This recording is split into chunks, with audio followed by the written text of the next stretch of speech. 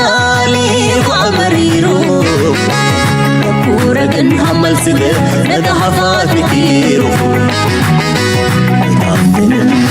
عندنا دينا ما خلالي وعمريرو ورقن همال سجل ندهفات كتيرو ورلا نقل ليل أنا نقل العكشة كبرت سدران أفرق كنقرايت حنكسو ينا جراتك ينا حلبة انقسو وريقيت وشرحن أباي كل أنقسقسو أنقسقسو أباي كل أنقسقسو أباي كل أنقسقسو قرارة شخري وقداد الوانتراو وتقطعوا قدام نقب وعباي لقان سرفلو ينا عقلو تحسيرو ينا عقلو بندقوهم بنقر ولو شخصهم بحبل نخبل نسكر تقتلت لباع نخلت قلب ينا أرسبت قنين ولا وليد الدرب وانت ليغلب وانت للا بلد برقنين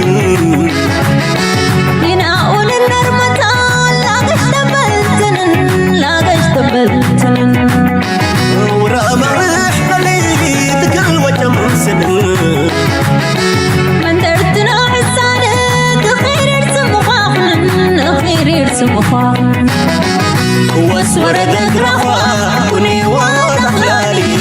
بلدت فراخاتي مكاني الشحلاني وبريلة فردا بري وراك لانا وقوة سن ينقنا يكرا شكل وقت شيرن إرنوغ الأكبارا انبتي دبلدي نربحر دكستلا ينقنر اردد انقفر الكستلا ينقنر قنا مساقل دي مكلا سلام تخطات التنايز channel كما يتخونوا تبوكت كونوا ناي وطر تمنيتنان بحقنانيو لومون كم وطرو أقد داسن وانا وانتحستوتات حزنا لكم متسينا لنا أكسام مودا تنايز مدام سانا كتصنعو بخبر نعدمكم كم وطر بليس لايك قبورو شير قبورو ريتوكم من حسابكم من بحانات من قد قدفو نزي channel دم حقزو نعاكم يمتنيو كمهرك حقز كفلت غليز بالنايو بخل من قد سعيرانا مسعيو سلازي ناتكم حقز إذا شير تقبروا إذا لايك تقبروا كم ريتون دحري صحيفكم نتي channel نابقالوت نغبت إحنا تاع الجوريزم يحجزوا سلازخانة أقد داسيو دقيمنا نتي كيسلكم تقبروا أنا مزجن الجرما بتي أقد داس زلوا كنتات هذا جزء زيت بين نجارات كقاطمون تريخة نخيد بزني جمر. Rights group Amnesty International has accused the Sudanese paramilitary Rapid Support Forces of committing war crimes in the town of El Fasher and says the United Arab Emirates had facilitated their action. The UAE is accused of supplying the weapons used by the RSF. Now, the European Parliament is considering a ban on weapon sales to Abu Dhabi. Let's take a look at why the UAE has escaped scrutiny for their role in Sudan until recently. Okay, انتهي نسمع لنا عبزي حدا نجر عبزي وانزي إننا معبلن إننا تدقاق من دمت إننا تزرب تدقاقامي بميديا كم ما بوليتيكا دما كاب جزينا أب جزي إن حيا لي متسألو تمرقت إتاتناتهم نسد ما أب قداينا إمارات أب عيننا يبزحات هجراتنا أتوت متسألا مخنياتو تخذ زلا من قدي نبزحات هجرات زغط نمان دما زي ربح إن كلنا عايز بحال مخنياتو سنه لكن رينا حجي نزنا جرز كنت تعريو تخذ زلا من قدد ما زجرم زلايو أوروبا حبرت نابعد شيء زلا صورات بملو تطعون نخبلو ويقدرنا يصور شمتان خجبر الله يزبال زلو سترة يجنا يكونن ببزحات هجرات إن تدف أزمة زلا جنداي برجس ساتهم قللت يكونن نوع ديفيوز نمقبار نوع نملايك ساب كندي تاكتيك كم زتكمون كند منتاش تعرفتكم هم زخلون خلرينا ناي إمارات أبزي إجاءت ياتو زلا منفس كابو كتوز إن حرقيلا نبزح حجرات كتأكميو نبزح نقرت ما كربحي مغنياتو بزحات حجرات بسنك زي زنبع بوليتيكات خطلو زلا وين استراتيجي خطلو زلو حجرات حرقا ودي قنالوا سلمنتاي جن إزو كله أبزي channel بعال تاوي زرب عالم درجة ما ببزح دي زرب ناخونه ساب حجي سقوم تدي وصدر لهم زلو حجي سمعون. There's growing evidence in Sudan that the United Arab Emirates is supplying weapons to the RSF, a paramilitary that has allegedly executed and tortured thousands of civilians. The UAE denies that it arms the RSF, despite compelling evidence provided by the United Nations and rights groups. Why have the UAE's allies in Europe and the US been silent for so long? ዳርጋቲ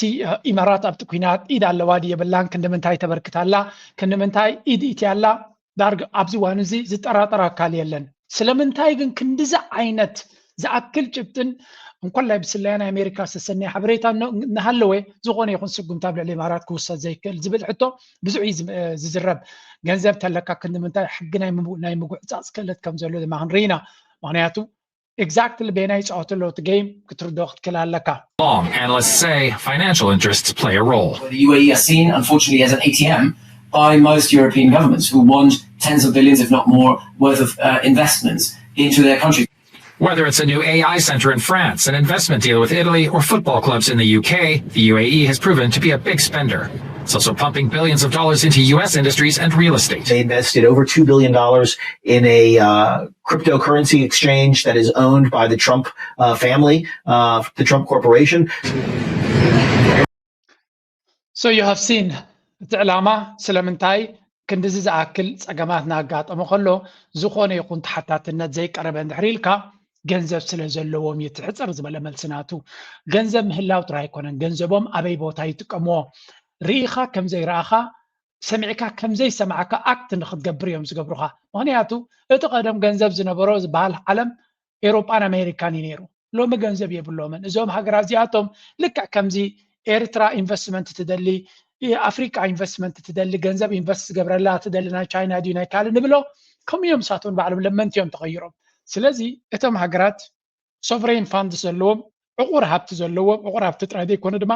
ነቲ ዕቁር ሃብቲ ነዳዲ ድዮም ገለ ሸይጦም ኣከንዲ ፅርግያን ካልን ጥራይ ዘይኮነ ኣብ ፋንድታት ተቐሚጦም ዘለዉ ንኣብነት ደቡብ ኣፍሪቃ ናይ ሳውዲ አረቢያ ስዑድያ ማለት እዩ ናሽናል ሶቨሬን ፋንድ ዝበሃል ኣሎ ብትሪልዮናት ዝዕቀን ገንዘብ ዘለዎ ኣብ ኢንቨስትመንት ዘሎ ከምኡ ናይ ቀጠር ሶቨሬን ፋንድ ኣሎ ናይዚ ኢማራት ከምኡ ኣሎ ማዓት ገንዘብ ስለ ዘለዎም ኢንቨስት ክገብሩ ዝኽእሉ ሰብ እዮም ኣብ ትሕቲ ቅርፂ ድዩ ኣብ አርቲፊሻል ኢንተሊጀንስ ኣብ ካልእ ነገር ኢንቨስት ክገብሩልካ ገንዘብ እዞም ሃገራት እዚኣቶም ገንዘብ ኣለዎም ስለዚ ገንዘቦም ስለ ዝደልዩ እቶም ሃገራት ዝገበርኩም እንተገበርኩም ንዓና ጥራይ ብቐጥታ ይጉዳእና ኣፍሪቃውያን ድሕር መይቶም ኢትስ ኦኬ እዮም ዝብሉ ብኣፎም ይዛረቡ ስጉምቲ ግን ክወስዱ ይደልዩን እዮም ስለዚ ሓደ ግዜ ኣሎ ሰብ ሃብታም ምዃንሲ ናይ ብሓቂ ንክትምነያ ይገብረካን ግን ሓደ ግዜ ገንዘብ ክሳዕ ክንደይ ነዚ ዓለም ከም ዘዙረ ኢኻ ትፈልጥ ገንዘብ ዘለዎም ሃገራት ብዙሕ ነገራት ወንኮላ ሕማቅ ገይሮም ከለዋ ይሕተቱን እዮም ተሓታትነት ዝበሃል የለን ስለዚ እዞም ሃገራት ዓረብ ድማ ብፍላይ ዘን ጋልፍ ስቴትስ ዝበሃል ኢማራት ድማ ብፍልይ ዝበለ ገንዘብ ኩሉ ነገር ክገብር ከም ዝኽእል ተረዲእዎ ኣሎ ዝደልየቱ ሕጊ ጓዕፂሳ ክትከይድ ዝቐርባ የለን ከምኡ ዓይነት ኣተሓሳስባ ኣለዎም ሜይቢ ክቕየር ይኽእል ኸውን ግን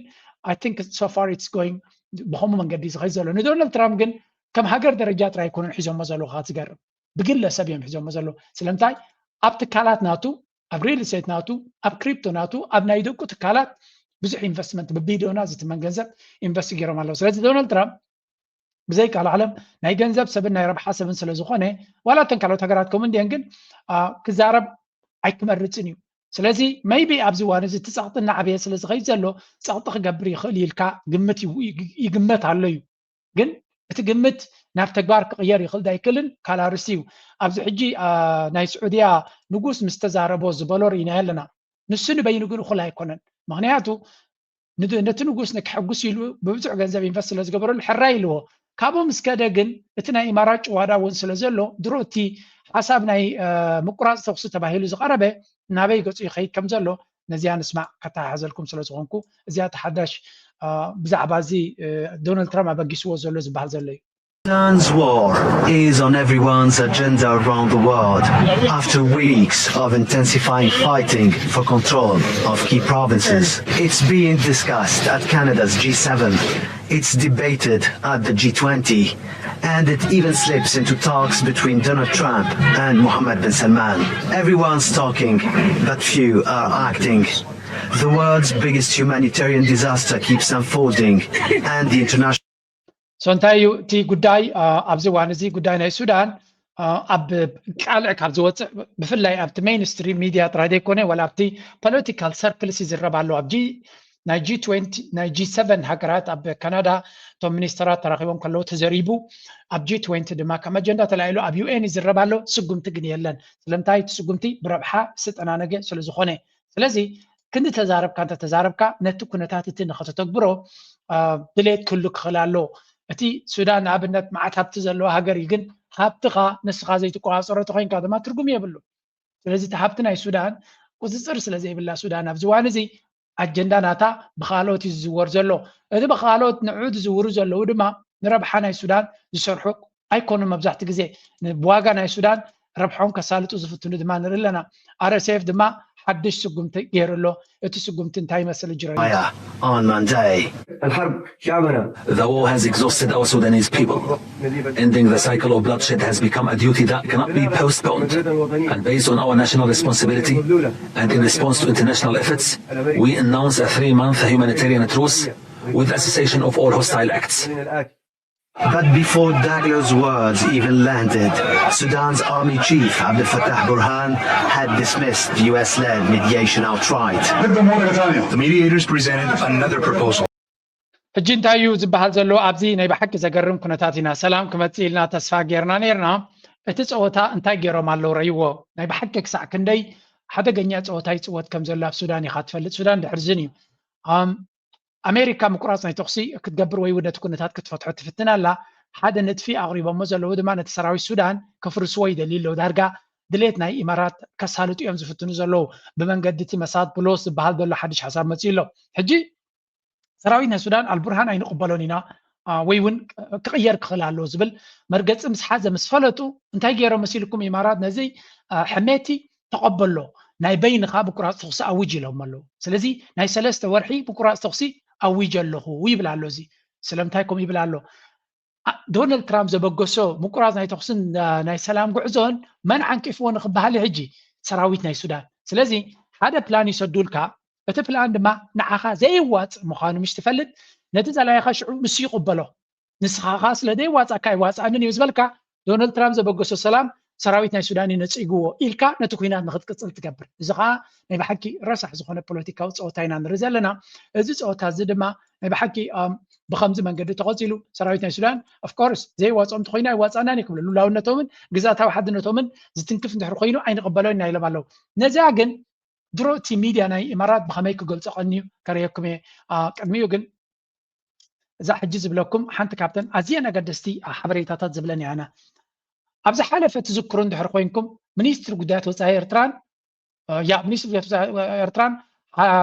ቁጠባዊ ኣማኻሪ ናይ ኤርትራ ኣቶ ሓጎስን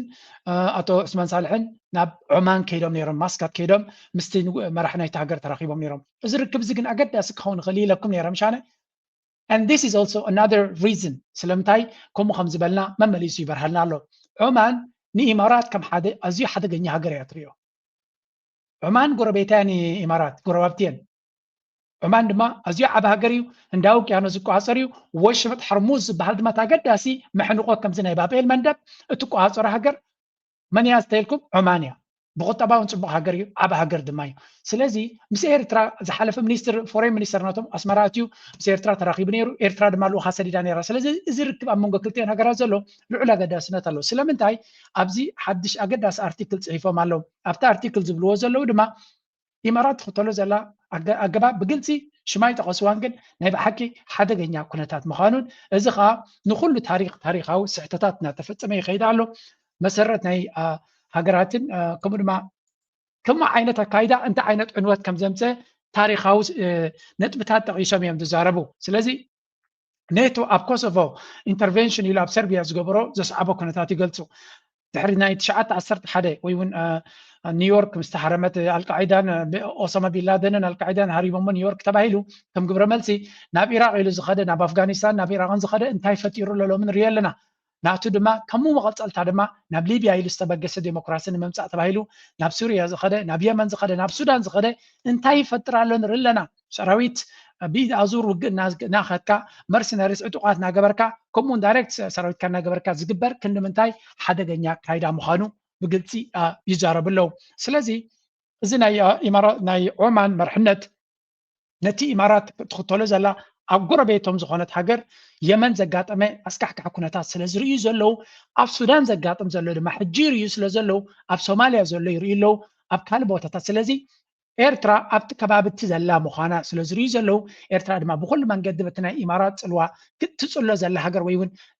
ፃቕጢ ዝመፃ ዘላ ሃገር ምዃና ስለ ዝርእዩ ምስ ኤርትራ ዝግበር ንሳቶም ንባዕሎም ጎረባብቶም ስለ ዝኾኑ ኢማራት ምስ ኤርትራ ዝግበር ዝምድና ልዑል ኣገዳስነት ክህልዎ ኢልና ስለዚ ኤርትራ እውን ነዚ ፅቡቅ ገይሮም ኣሚቦሞ ስለ ዘለዉ ምዛ ሃገር ዝምድና ይገብሩ ኣለዉ ስለዚ ኩሉ ግዜ እንታይ ክትገብር ኣለካ ኣብ ዲፕሎማሲ ከምዚ ምስ ኩሉ ሃገራት እኳ ዝምድና ዘድልየካ ትኾነ መድረኽ ዝፈጥሩ ዕድላት ድማ ኣሎ መድረኽ ዝፈጥሮ ፍሉይ ዕድላት ፉሊ ክጥቀመሉ ለካ ኢትዮጵያ ናብ ኤርትራ ትገብሮ ዘላ ዕንደራ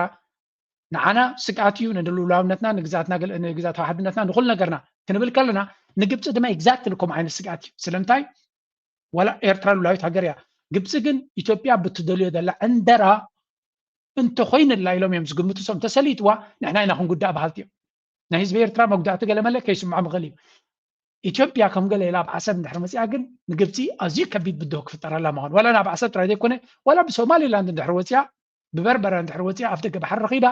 ንግብፂ ሓደገኛ ክኸውን ይኽእል እዩ ስለዚ ኩሉ እቲ ነገራት መን እዩ ፀላኢኻ እንታይ ይደልሎ ምስ መን ተሰሊፍሎ ብግምጣሉ ንስኻ ድማ ምስቶም ፀላእቲ ነቶም ካልኦት ሓደገኛታት ክኾኑካ ዝኽእሉ ምስኦም ቀልጢፍካ እቲ ንዓኻ ሓደጋ ኮይንካ ዘሎ ንካልኦት ሓደጋ ስለ ዝኸውን ተቀላጢፍካ ዝግበር ስጉምቲ ኣገዳሲ ኮይኑ ስለዚ ንሪኦ ዘለና ናይ ብሓቂ ኣገራሚ ኩነታት እዩ ዑማን ድማ እዚ ኣርቲክል ብምባላ ኣብ ሶሻል ሚድያ ብብዝሒ ክዘውር ንሪኦ ኣለና ስለዚ እዚ ዝግበር ዘሎ ብፍላይ ኣብ ሱዳን ዝግበር ዘሎ ይኹን ኣብ የመን ዝግበር ዘሎ ብተሪሩ ክኮነን ዘለዎ ብዩኤን ደረጃ እውን ስጉምቲ ክውሰደሉ ዘሎ እዩ ልዕሊ ኩሉ ድማ ስትሬንግዝን ኢንፎርስመንት ኦፍ ኢንተርናሽናል ኮርት ኦፍ ጃስቲስ ሩሊንግ ስለዚ ገለ ዓይነት ዓለም ለኻዊ ሕጊ ጌርና ንዑ ክንከላኸል ክንክእል ኣለና እናበለ ይዛረብ ዘሎ the foreign minister argues that the growing acceptance of foreign intervention whether humanitarian proxy blah blah ትዝሕዝን ክፋላ መወዳታት ዝብል እዚ ሃገራት ብዝተፈላለየ መንገዲ ኣብ ውሽጢ ኣብ ፖለቲካ ናይ ካልኦት ሃገራት ኢደን ኢትየን ስርዓታት ኣብ ምፍራስን ሃገራት ኣብ ምፍራስን ዝኸድዎ ዘለዋ ሓደገኛን ጠጠው ክብል ዘለዎን እዮም ዝብሉ ዘለዉ ብግምጣሉ እቲ ናይ ኢማራት ሚድያ እንታይ ይብል ኣሎ ስምዑ ብዚ The next October 7th to come not from Gaza but from post Sudan in Africa? Yeah, exactly. That's exactly that. That can be tomorrow, it can be a few years later, but it's dangerous if we don't deal with it. We're just waiting for another Bin Laden to grow in Sudan, for him to carry another 9/11. And the Islamists who targeted India are no different from those who are running right now, the Sudanese army, unfortunately. እዚ ይብል ኣሎ እዚ ናይ ኢማራት ኣክቲቪስት ከም ትሪእዎ ዘለኹም ነቲ ናይ 9/11 ማለት እቲ ኣብ ኣሜሪካ ኣብ ኒውዮርክ ዘጋጠመ ግብረ ሽበራ እቲ ዝቕፅል ግብረ ሽበራ ወይ እውን እቲ ኣብ እስራኤል ኣብ ኦክቶበር 7 ዘጋጠመ ግብረ ሽበራ እቲ ዝቕፅል ካበይ ክመፅኡ ካብ ሱዳን ብመን በቶም ሰራዊት ሱዳን ሳፍ ዝብልዎ ዘሎ ሰራዊት ሱዳን ማለት እዩ ስለዚ ናይ ግብረ ሽበራዊ ውዳበ እዩ ሰራዊት ሱዳን ንዑ ቀልጢፍና ክንሰብሮ ክናልዮ ተዘይክኢልና ድማ እቲ ዝመፅእ ዘሎ ናይ ግብረ ሽበራ ካብኦም ክመፅእ ዝብል እዚ ጥራይ ዘይኮነ ብብዙሕ መንገዲ ዝዝረብ ዘሎ እዚ ከዓ እንታይ እዩ መርገፂ ናይ ኢማራት እቲ ሰራዊት ናይ ሱዳን ግብረ ሽበራዊ እዩ ሞስሊም ብራደርሁድ እዩ ምስ መን የመሳስልዎ ኣሎ ምስ ሓማስ ኣብ ቐዛ ዘሎ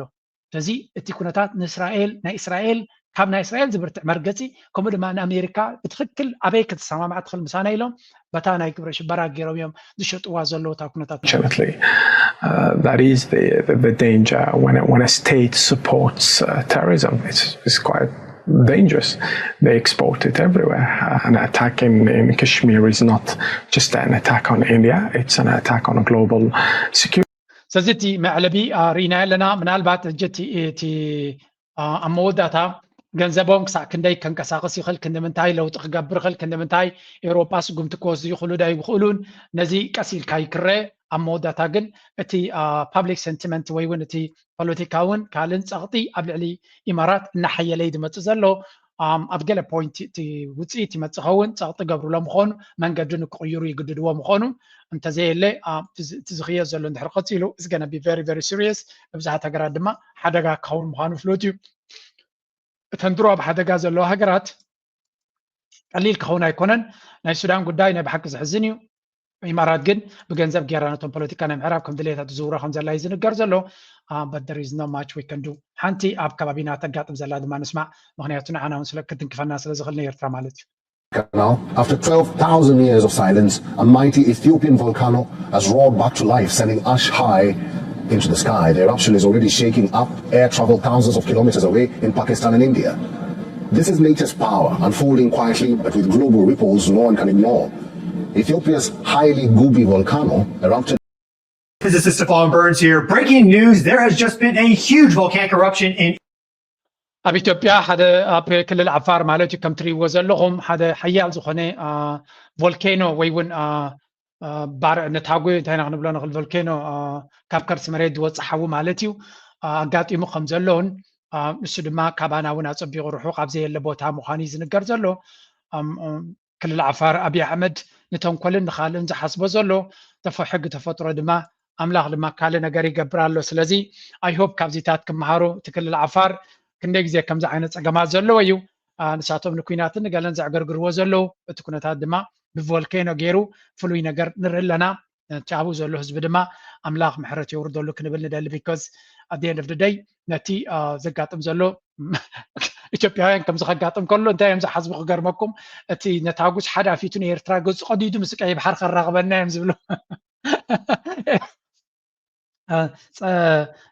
ትምኒት ናቶም ኩሉ ግዜ ከምኡ ስለ ዝኾነ እዚ እውን ኣስተውዒልካ ምርኣይ ከድሊ እዩ በት ኤኒወይ ንዓና ካብ ዓድና እውን ርሑቕ ኣይኮነን ካብ ሃገርና ካብ ዶብናትና እውን ርሑቕ ኣይኮነን ስለዚ ኣይሆፕ ናብ ሕማቕ ኣይከይዲ ንኸውን ንቐፅል ኣብ ካልእ ሓንቲ ሂበ ሽዑ ናብ ዞባና ኣብ ኢትዮጵያ ክምለስ እየ ብዛዕባና ዝብልዎ ዘለዉ Investors around the world are now looking at the 54 nations that make up Africa with fresh eyes. Tens of billions of dollars have poured into African industries this year as government bodies and businesses across Asia, Europe, and the Middle East look to tap into the continent's young population and rapid economic growth. According to a report, China እንታይ ንሰምዕ ኣለና ኣፍሪካ ኣብዚ እዋን እዚ ዳርጋ መቀዳደሚ ናይ ኢንቨስትመንት ቦታ ኮይና ከም ዘላታ ኮንቲነንት ብዙሓት ሃገራት ብዙሕ ገንዘብ ናብ ኣፍሪካ ከም ኢንቨስትመንት ይሰዱ ከም ዘለው ሃገራት ዓረብ ቻይና ካልኦት ወላ ኤውሮፓ ኣሜሪካውን ሰም ኤክስተንት ማለት እዩ ብዙሕ ገንዘብ ናብ ኣፍሪካ ይኣቱ ከም ዘሎ እዚ ገንዘብ እዚ ድማ ኣገይን ናይ ኣፍሪካ ጥቕሚ ይረኣዮም ስለ ዘሎ ኣብ ኣፍሪካ ድማ ሓያላት መንግስታት ስለ ዘየለው እንታይ ክፈጥር ይኽእል እዩ ኒዮ ኮሎኒያሊዝም እቲ መግዛእቲ መሊሱ ከም ዝሕይል ምክንያቱ ፖለቲካ ናይ ኣፍሪካ ሓያል ክሳብ ዘይኮነ ንረብሓ ኣፍሪካ ሙሉእ ብሙሉእ ዝጎይ ወይ ከዓ ቁርጡ ዝኾነ መንግስቲ ክሳብ ዘየለ ከቢድ ይኸውን ምናልባት እቲ ዕድላት ይመፅእ ምህላው ከም መፃኢ ሪዋ ምህላው ንኣፍሪካ ፅቡቅ ክኸውን ከሎ በቲ ካልእ ግምጣል ግን ናይ ብሓቂ እዚ ገንዘብ እዚ እንታይ ሒዙ ክመፅእ ከም ዝኽእል ድማ ጥንቃቐ የድልዮም ብዓይኒ ፖዚቲቭ ክንሪኦ ከለና ካፒታል ናብ ዓዲ ናብ ኮንቲነንትካ ክመፀካ ብቐሊሉ ዝርከብ ኣይኮነን ግን እቲ ኩነታት ድማ ንኣፍሪካ እዚ ዓይነት ኢንቨስትመንት ቅድሚ ሕጂ ብዙሕ ፅቡቕ የምፅእ ኣላን እዚ ሱዳን ንዛረቦ ዘለና ካበይ ዝብገስ ምዃኑ ኢና ንርኢ ዘለና ኣብ መወዳእታ እቲ ናብ ኣፍሪካ ዘበግሶም ዘሎ ምክንያት እንታይ እዩ እንድሕር ኢልካ ድማ ሓደ እቲ ዕዳጋ እዩ ዕዳጋ ማለት ኣፍሪካ እታ እንኮ ወይ እውን ሓንቲ ካብተን ብብዝሒ ህዝቢ ዝዓብየላ ዘሎ ህዝቢ ናታ ድማ ምስ ግዜ ኣፀቢቑ ክዓቢ ዝኽእል ምዃኑ ዝንገረሉ እዩ ስለዚ ዕዳጋ ስለ ዘድልየካ ቁጠባ ናይ ኣፍሪካ እናተመሓሸ ምስ ከደ እቲ ዕዳጋ ናይ ኣፍሪካ እናሓየለ ክመፅእ ስለዚ ፖለቲካዊ ርግኣት እንተዘይብልካ ብዚ ህዝቢ ፅቡቅ ጥራይ ክትሪኦ ኣይኮንካን ፖለቲካዊ ርግኣት ዘይብልካ ብዚ ህዝቢ ፀገም እዩ ዝፈጥረልካ ቁጠባኻ ደሓን ዝኾነ ፖለቲካኻ ደሓን ዝኾነ ምስ ዝኸውን እቲ ብዚ ህዝቢ ኣገዳስነት ክህልዎ ዝኽእል ብሓፈሻ ኣፍሪካ ኣብ ዓይኒ ብዙሓት ሓያላት ሃገራት ኣትያላ የትሕና ጥራይና ክንብል ንኽእል ምስ ግዜ እቲ ፖፑሌሽን ናይ ኣፍሪካ ከመይ ኢሉ ክዓቢ ከም ዝኽእል ኢና ንርኢ ዘለና እዚ ገንዘብ ዝመፅእ ዘሎ ድማ ንጥዕና ይግበሮ ንኣፍሪካ ማለት እዩ ሕጂ ኣብቲ ኣብዚ እዋን እዚ ኣገዳሲ ዘሎ ክንሰግር ክንፍትን ኢና ሓደ ካብቲ ኣዛራባ ርእሱ ዘሎ ብኡ ክንጅምር ኢና let's go calling war criminals. You said Abiy Ahmed, and I'm quoting you, perfected genocide into an art form. Do you stand by those Do you stand by those genocide accusations, or have you walked them back now that you work with? Whatever the superlatives there, I know all kinds of crimes were committed in Tigray. Did Abiy Ahmed carry out a genocide? I will tell you this as a lawyer. I cannot say who did this and that, but the crime was committed in Tigray. You're a lawyer? Yeah. Were you not a lawyer in 2021 when you said Abiy Ahmed has carried out a genocidal campaign? Yeah, I was a lawyer. Were you not a lawyer when you said Abiy committed genocide on the people of Tigray? I was a lawyer and مسكينة ጌታቸው ረዳ إذا خلّا دبلع كان ستخان زيانة رتا مودة تعملت أبي نزا قداي زيا مجمريا كرداكم قتاچو ردا بلندن كيدي غيروا انت زخدو مخنيات دما public image هذا كابتي أبي أحمد ني قتاچو ردا كاب هو حد فليو ويون أوتيو نابوشتو يتيو نابتي أمخر ناي برايم مينستر بمبال ناي أفريقيا ناي كارن أفريقيا بفولي قدايات يلوزي شمو بإنجليش كومينيكيت زخيل مخانو كالو دما مس ناي معربايان هاجرات صبوق زمدنا زلو كابتي إليت ناي تقرايو تباهيلو سلو تغوصريو رقت كابتو كله أب سرعة ناي أب زلو مس حدا أبي زبالي غازيتنيا ويون أبي بلاتفورم كفيلو كملسن كزاربن زخيل ፖለቲከኛ አለው እንድሕር ተባይሉ I don't know ካብ ጌታቸው ረዳ ወፃኢ መን አለው ንገሩኒ there is anyone tell me أنا خصمع دليل بحفشة نملس نبتارستي a genocidal campaign. Yeah, I was Were a you not lawyer. a lawyer when you said Abiy committed genocide on the people of Tigray? I was a lawyer. ሕጂ እንታይ እዩ እቲ ጉዳይ ዘሎ ታ ዝኸበደት ኣርእስቲ ሓንቲ ካብቲ ኣብ ትግራይ ጀኖሳይድ ተኻይዱ ህልቂት ተኻይድ እዩ ብምባል ኣብ ቅድሚት ዝመፀ ሰብ እንተሎ ጌታቸው ረዳ እዩ ምክንያቱ ኣብቲ ኩናት ኣፈኛ ናይቲ TDF ወይ ናይ ትግራይ ቃልሲ ዝነበረ እዩ ምስ ወፀ ድማ ፕሬዚደንት ኣብ ፕሪቶሪያ ከይዱ ውዕል ናይ ፕሪቶሪያ ዝፈረመ ድሕሪኡ ድማ ፕሬዚደንት ናይ ክልል ትግራይ ናይ ግዝያዊ ምምሕዳር ትግራይ ኮይኑ ዝወፀ እዩ ስለዚ ብዛዕባ ጀኖሳይድ ናይ ትግራይ ኣጋጢሞ ያጋጠመን ንበይኑ ዝተርፍ ኮይኑ ክንድዚ ሰብ እዚ ዝተዛረበሉ ሰብ ኣይነበረን ነታ ኣርእስቲ ክንድዚ ዝተዛረበሉ ይነበረን ስለዚ እንድሕሪ ዝኾነ ይኹን ገበን ኣብ ትግራይ ተፈፂሙ ኮይኑ ቀዳማይ ካልኣይ የለን maybe ካልኣይ ሳልሳይ ርሑቕ እዮም ዘለዉ ቀዳማይ ተሓታተ ካውን ዝግባእ ኣብይ ኣሕመድ ዓሊ እዩ ስለምንታይ ኢትዮጵያ ሓደ መራሒ ዘለዋ እቲ መራሕናታ ድማ ፕራይም ሚኒስተር ኣብይ ኣሕመድ ዓሊ እዩ ኣብ ኢትዮጵያዊ ኣብ ልዕሊ ተጋሩ ዝወረደ ስቃይ እንድሕር ኮይኑ ወይ ብዝኾነ ይኹን መንገዲ ቀዳማይ ክሕተተሉ ዝግባእ ፕራይም ሚኒስተር ናይቲ ሃገር እዩ ምክንያቱ ነቲ ኩናት ዝመርሐ ንሱ እዩ ኤርትራ መፅያ ገለ ጌርካ ትሕሪልካ ኤርትራ ልኡላውነታ ስለተተንከፈት እያ መፅያ ሚሳይላ ስለተተኮሳ እያ መፅያ ጀኖሳይድታ ወይ እውን እቲ ኩሉ ገበናት ድማ መጀመርያ ኣብ ልዕሊ ትግራይ ዘጋጠመ ገበናት ብኸመይ የጋጥም ነይሩ ሲቪላዊ ህዝቢ ብኸመይ መይቱ እንታይ ስለ ዝኾነ ንክልተ ዓመት ድዩ ገለ ማይ ከምዘይኣቱ ባንክ ከምዘይሰርሕ ልቺ ከምዘይሰርሕ መድሃኒት ከምዘይኣቱ መግቢ ከምዘይኣቱ ዝገበረ ኤርትራ ኣይኮነን ስለዚ እዚ ሰብ እዚ ናብ ሎንዶን ከይዱ ናብ ማሕዲ ሓሰን ሓደ ከቢድ ዝኾነ ጋዜጠኛ ምዝ ክዛረብ ከሎ ናይዚ መልሲ ክህልዎ ንብሩ ተዳልዩ እኮ ከይዱ ሃንደበት ኣይኮነን ረኺቦ ተዳልዩ ንሶምናት ተዳልዩ ይኸይዱ እቲ ሓደ እቲ ዝሓቱ ዘለዎ ተዳልዩ ይፀኒሕዎ ምድላው ግን የድልዮን እዩ ሲምፕል ሕቶ እዩ ዝሓቶ ዘሎ ሲምፕል ሕቶ ክምልስ ግን ኣይከኣለን ስለምንታይ ኣብይ ኣሕመድ ክትከላኸለሉ ትኽእል መራሒ ይኮነን ብፍላይ በዛ ርእሲ እዚ ክትከላኸለሉ ትኽእል ኣይኮነን ስለዚ ኣብ ጌታቸው ረዳ ኣብ ሩሱን ዝኾነ ፎርኖ ይኮፍ ኢሉ ምክንያቱ there is no way ንኣብይ ኣሕመድ ዲፈንድ ክገብሮ ልዕሊ ኩሉ ድማ መልሓሱ ናይቲ ማልድያ ናይ ሎሚ ትኸውን ኣብ ዝረይዎ እጂ ኤክስፖዝድ ኮይኑ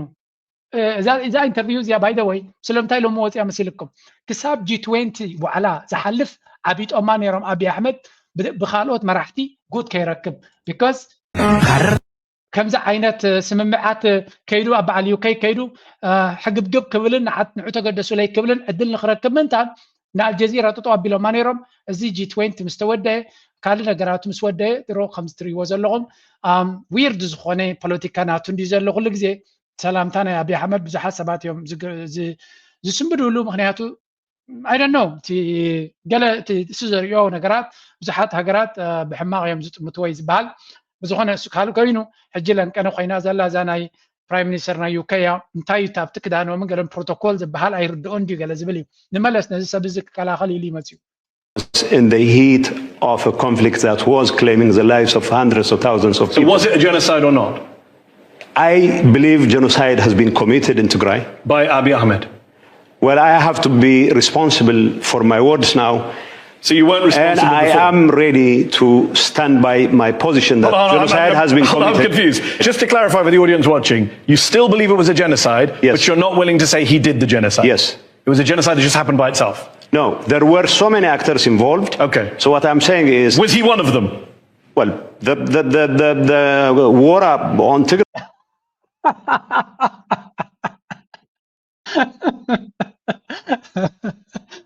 ወይ ጌቸዝ ረኸባበት ከ ቀላል ሕቶ እኮ እያ ይፈልጥ እዩ ፅቡቅ ገይሩ ኣብ ውሽጡ እዚ مرقص لوي نت مرقص غير سلا دفتن زلي سلازي انتهى خوينا زلاتا ጉዳይ ቀደም بزي بولا اول منقدي اب تግራይ جينوسايد تفصيمي دبللو بس كل عينت جبنات اب تግራይ تفصيمي اتا ነገርታ ተፈጺማ ትብል ተኮይንካ ቀዳማይ አብይ አሕመድ ከተተላ ክትንቀቅ ኣለና ካይብላሎ ክትንቀቅ ንምንታይ ንስርሑ እንንገሩ እቲ ዘገርም ለማብዛሓት ፖለቲከኛታት ዝሰማምዑ ነጥብ እንተለንታይ እዩ ንክልትዮም ይጎድዩ ንህዝቢ ትግራይ ወላ ሓንቲ ረብሓ ክገብረሉ ይከኣለን ንኣቢ ክከላኸለሉ ይከኣለን ንነፍሱን ኮላይ ክከላኸላ ይከኣለን ስለምንታይ ኣይ ሓደ ፊቱ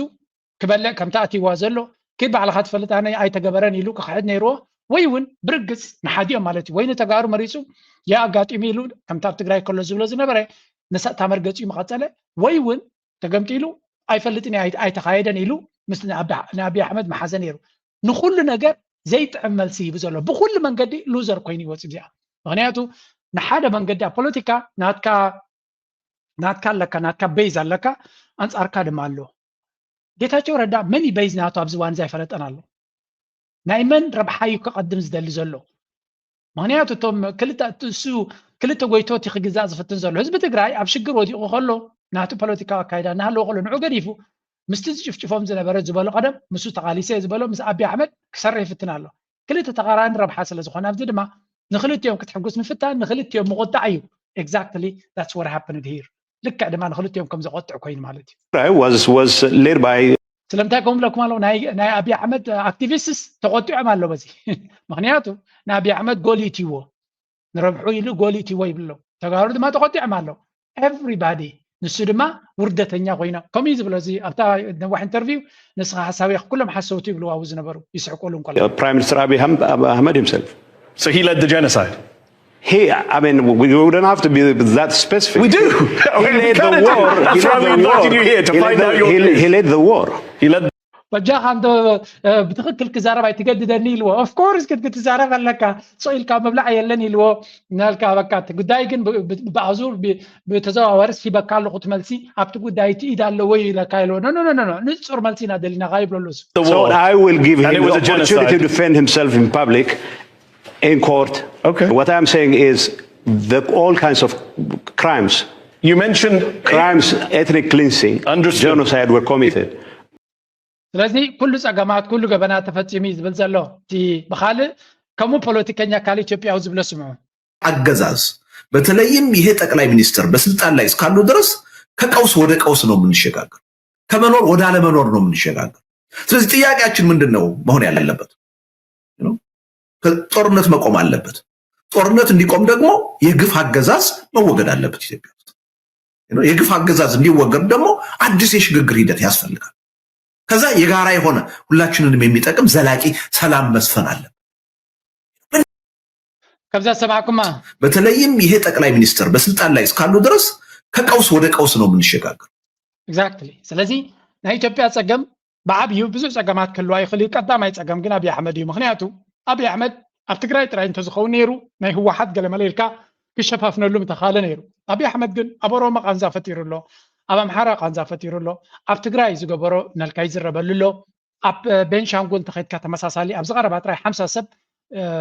ማሳከር ወይ ካብ ሕማቅ ከም ዝተቀትሉ ሪፖርት ወፂሎ ኣብ ቤንሻንጉል ዝበሃል ማለት እዩ ኣብ ክልል ሶማል ዘሎ ሽግር ኣብ ክልል ዓፋር ዘሎ ጸገማት ንሪኦ ኣለና ስለዚ ኣበይ ቦታ ሕጂ ድማ ምስ ኬንያ ውግእ ጀሚሩ ኣሎ አሚን ሓዳፊቱ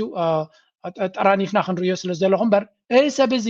ኣብ ዘይኣትዎ ነገር የብሉን እቲ ኣብ ኬንያ ኣጋጢሙ ዘሎ ምስ ኩላታ ሃይስካ ክትሪኦ ከለካ እዩ ዝያዳ ፅቡቅ ስእሊ ዝበካ ስለዚ we want to have a good picture of ናይ ትኩሉ ዝካየድ ዘሎ ኬንያን ንክልተ ሰዓታት ዝቐፀለ ከቢድ ልውውጥ ተኽሲ ከም ዝተኻየደ ተጸብጺቡ እቲ ተኽሲ ትማል ሰንበት ምሸት ከም ዝተኻየደ ምንጭታት እቲ ከባቢ ገሊፆም እቶም ኣብ ኢትዮጵያ ዝመደብሮም ዕጡቃት ዳሳነች ናብ ደቡብ ኬንያ ብምእታው ተኽሲ ከም ዝኸፈቱ እቶም ጸብጻባት ተመልኪቶም ፖሊስ ሞያሌ ምስ ሓለውቲ ደዋትን ሓይልታት ጸጥታን እቲ ከባቢን ብምዃን ነቲ ኣብ ከተማ ሞያሌ ዘጋጠመ ፍጻመ ምላሽ ከም ዝሃቦም እቲ ጸብጻብ ኣመልኪቶም እቲ ናይ ክላሽን ውግእ ንክልተ ሰዓታት ዝቐፀለ ኮይኖም እቲ ናይ ጠበንጃ ውግእ ሓይልታት ጸጥታ ኬንያ ናብቲ ቦታ ምስ በጽሖም ደው ኢሉ እኳ እንትነበረም ክሳብ ክንደይ እቲ ዕንወት ዘጋጠመ ወግዓዊ ቃል ግን የለን እዮም ይኹን እምበር ጋዜጠኛት ብመሰረት ጸብጻባት እቲ ትማሊ ዝተፈጸመ ተኽሲ ሕነ ምፍዳይ ናይ ሓደ ሰብ ብደቂ ቀቢላታት ኢትዮጵያ ምቕታሉ ተገሊጾም ኩነታት እቲ ከባቢ ንግዚኡ ሃዲኡ እኳ እንተሎም ወጥሪ ግን ሕዝቡን ልዑል ምዃኖም እቶም ጸብጻባት ኣመልኪቶም ዘሎም ዶባት ኢትዮጵያን ኬንያ ስለዚህ ከም ንሪኦ ዘለና እቲ ወጥሪ ናይ ኢትዮጵያ ካብ ውሽጣ ምስ ኩሎም ጎረባብታ ምስ ጅቡቲ ዘሎ ወጥሪ ኣብቲ ከባቢ ዶባት ብዙሕ ሽግራት ከም ዘሎ ምስ ኤርትራ ኩናት ክግበር ከም ዝኽእል ብዙሕ ወጥሪ ኣሎ ምስ ሱዳን ብኣልፋስካ እቲ ናይ ሕርሻ ቦታ ኦልሞስት ከባቢ ኩናት ዝመስል ፀገም እዩ ዘለዎም ዘይተፈትሐ ምስ ደቡብ ሱዳን ሽግር ኣሎ ኣብ ዶባት ብዙሕ ሽግሪ ዘሎ እቲ ወገን ኢትዮጵያ ዘሎ ብዙሕ ግዜ ይተዛረቡን ወገን ደቡብ ሱዳን ተመሳሳሊ ምስ ኬንያ ድማ ዝትሪእዎ ዘለኹም ምስ ሶማልያ ድማ ዘይተፈትሐ ብዙሕ ሽግራት እዩ ዘለዎም ስለዚ እዛ ሃገር እዚኣ ብኩሉ ዶባታ ሽግር እንተደይ ኮይኑ ጽቡቕ ነገር ዘይብላ ሃገር እያ ነዚ ፕራይም ሚኒስተር ነዚ ድማ ክከላኸል ኢሉ መፅዩ As a matter of fact, he was a very close friend even before he got elected. So ኣክንዲ ዝተር ድማ ይግተር ዝብልዎ እዚ ሰብ እዚ ቅድሚ ምምራፁ ዓርከይ ነይሩ ንዓይ ይብላሉ ኣብይ ኣሕመድ ዓርከይ ነይሩ ይብላሎ ክሳብ ክንደይ ፖለቲካ ብሂወት ናይ ሰባት ፀወታ ከም ዝኾነ ረይዎ መሊሱ በዓል ሽግራት እዩ very close friend even before he got elected. So but what he said Abiy was my close friend. You hated him. You said he was a genocidal warmonger, imperialist. Yeah, but weird friends you have. That doesn't change the fact that we're friends.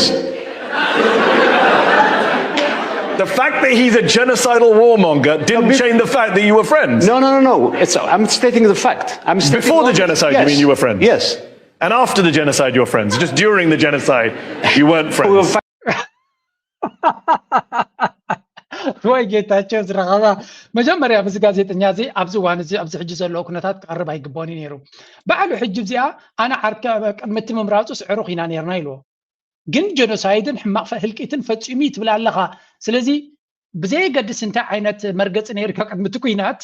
ብዛዕባ እዚ ሰብ እዚ ስድራኻን ሓውኻን ኣቦኻን ንዝቐተለልካ ቅድሚ ሕጂ ዓርከይ ነይሩ ኢልካ ትዛረበሉ ምክንያት ከም ኣብነት ተልዕለሉ ምክንያት እውን የብልካ ስለዚ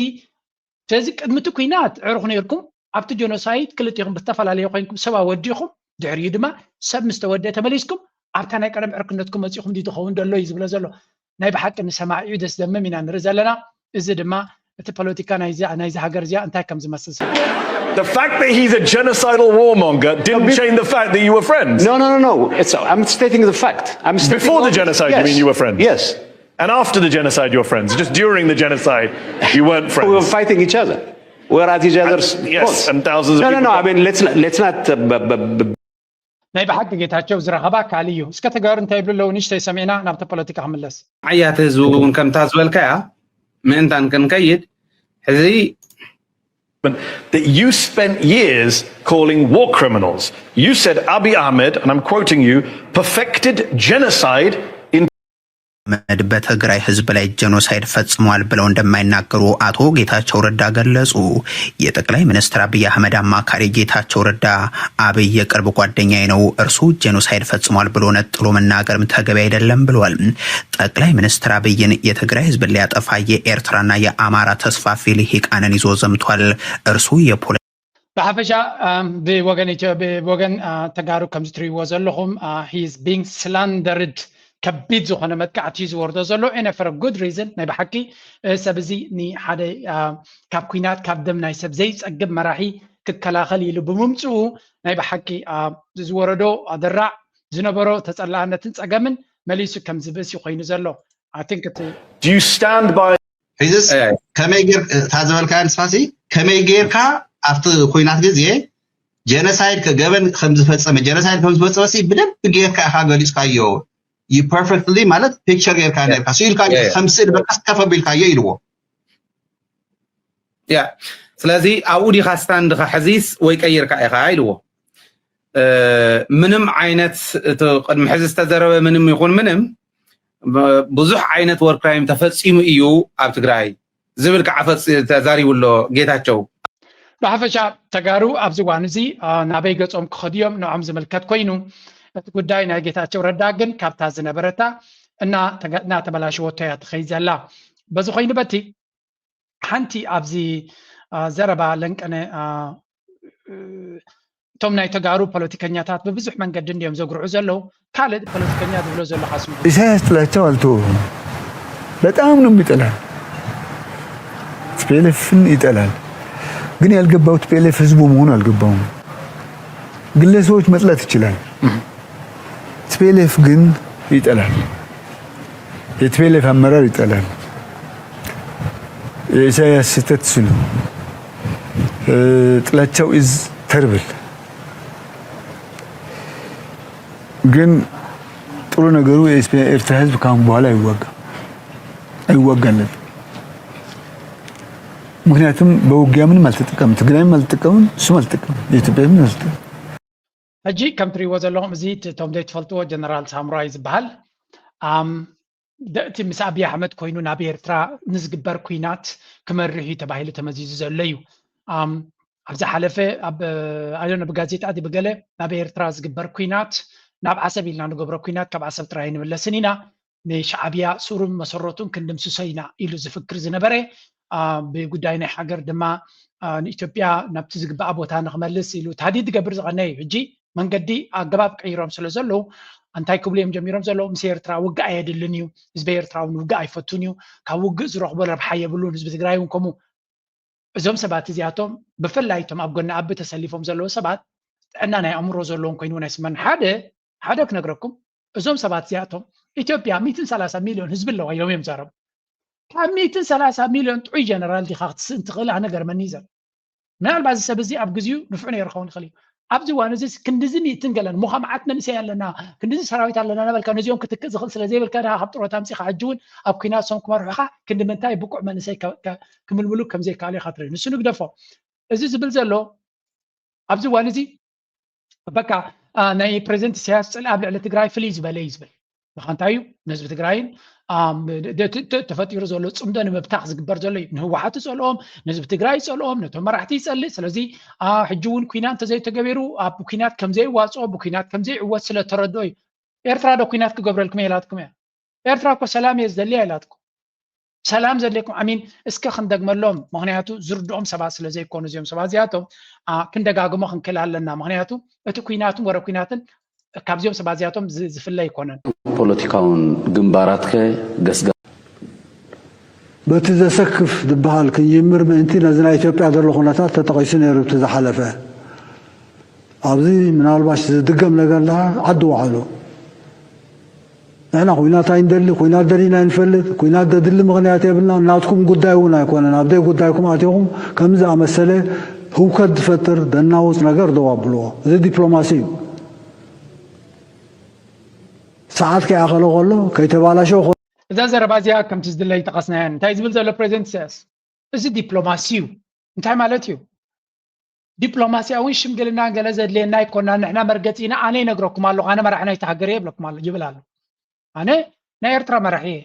ኣብ ቴሌቭዥን መፅየ ድማ ኩናት ኣይንደልን ኢና ንብለኩም ኣለና። ካብዚ ንላዕሊ ዲፕሎማሲ እንታይ ትደልዩ ኣለኹም እዩ ዝብሎም ዘሎ። መንግስቲ ኤርትራ መልሲ ሂብኒ ተባሂሉ እዩ ዝኽሰስ። ዲፕሎማሲ ብካሜራታትን ብደብለጅጭን መፂና ስለተዛረብናዮ ወይ እውን ፃዕዳ መፂኡ ኣብ መንጎና ስለተዘራረበና ጥራይ ኣይኮነን እቲ ዲፕሎማሲ ክበሃል ዝኽእል። ኣነ መፅየ ኣብ ቴሌቭዥን ናይ ሃገር ቀሪበ ኩናት ኣይንደሊና ኩናት ደሊና ይንፈልጥና ዓዲ ዋዕሉ ንስኹም እውን ኩናት ኣይትደልዩን ኢኹም ንክልቴና እውን ዝርባሕ ኣይኮነን እናትና ኣጀንዳ ኣለና ጉዳይ ዓድና ንግበር ንብለኩም ኣለና። ካብዚ ንላዕሊ እንታይ ኢና ክንብለኩም? እዚ ሕጂ ኣቐድማ ኣቢሉ ኢልዎ